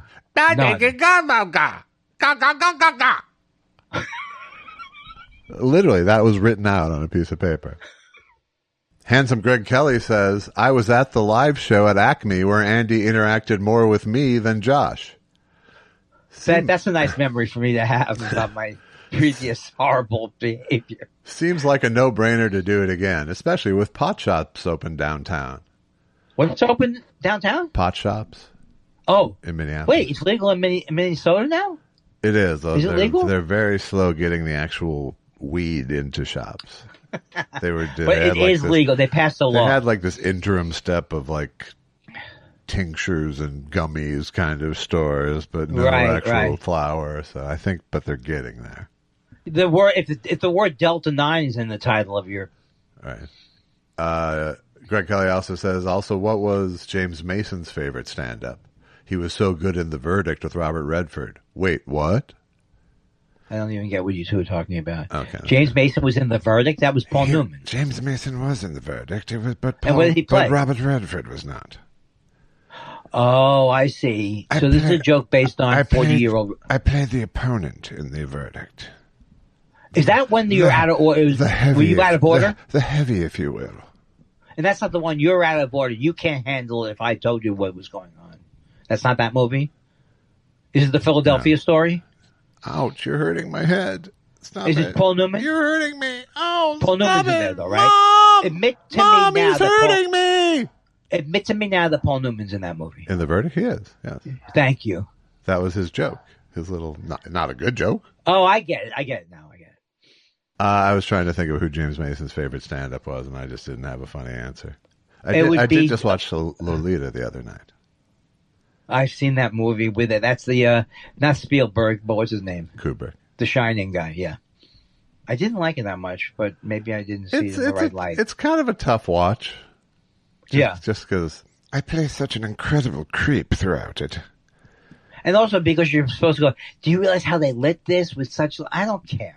Right? No, I don't care anymore. It wasn't like bravura filmmaking at the time. No, it was not. It was not.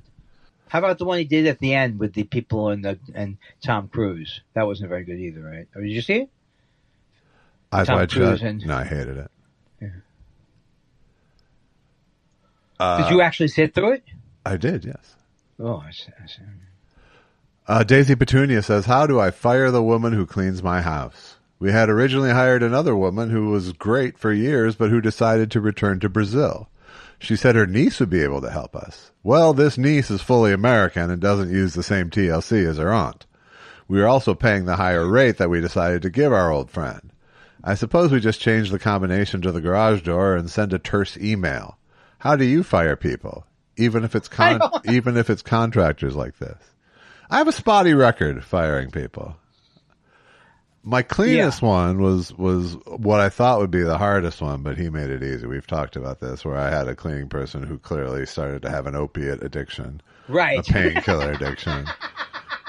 And when I got cancer, he was like enthralled by the fact that I had painkillers. Yeah, because you could have some opiates. And kept hitting me up for them. And I actually said, don't ask me again. Can you imagine pushing you, who's a nice gentleman, I know, heaven, to the point where you say, because you are going to be the guy, hey, can I hit you up for one? Yes, you can hit me.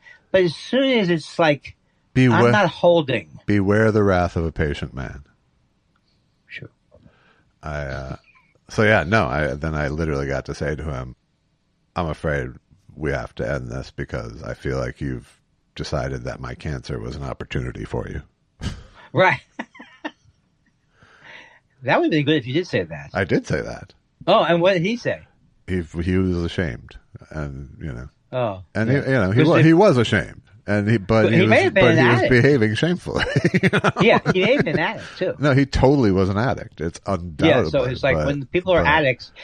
Of course, I wouldn't take one more of your thing. You're like family to me. Yeah, no, Josh. I mean, once he's in the house, knowing that my painkillers are there, all bets are off. I think at that point. But but Lucky came from them. They had adopted Lucky, and they were going to actually give her back, and we went, no, you will not. And in your defense, you haven't put this guy's name on a dartboard and told all the listeners to harass him. No. Because that's not you. That's not me. Okay. Who is that? But in the meantime, I currently have a gardener who's terrible, and I can't fire her because she's the widow of our 25-year gardener. Oh my God! Okay, and she does not do a good job. She does not do a good job. No. But then, can you help her in her job? Say, Sadie, come here for a second. You notice how you haven't? Can you do a little something? Give me a little something. Can you hold down the rake? Yeah, I could do that. There has to be a way that are you saying that she's incapable? She's never that going. The gardening is not her thing. She's never going to get good at it. Okay, well you just have to pay her because it'd be cruel for you to let her go because you killed her husband with his gardening. How much longer is this goddamn show going to go on? I've given you. I don't know if you shut the fuck up, we can wrap it up tidily. I will do that. Zeke Fossey says, I know neither of you two jamokes ever met Bob Redford, but I'm wondering if Frontline guy ever did. Did you do did the Frontline do a thing about Robert Redford? Our Frontline cameras were given exclusive access to the set of The Electric Horseman. The chemistry between Fonda and Redford is electric here on the set of The Electric Horseman. Yeah, but you have to. What are you in there for Frontline? You can't do a positive Frontline. He's a great actor. Maybe they have those. It's a profile piece. Our Frontline cameras. We have sweeps too. If you'd like to make a donation to Thought Spiral, please go to buymeacoffee.com/thoughtspiral and buy them a coffee. I love how you, instead of you doing the usual pitch, you're taking the character that you've done and using him for the outro. Our Frontline cameras witnessed as Josh Weinstein hung up the phone. We have a good front office, and we have a rich man.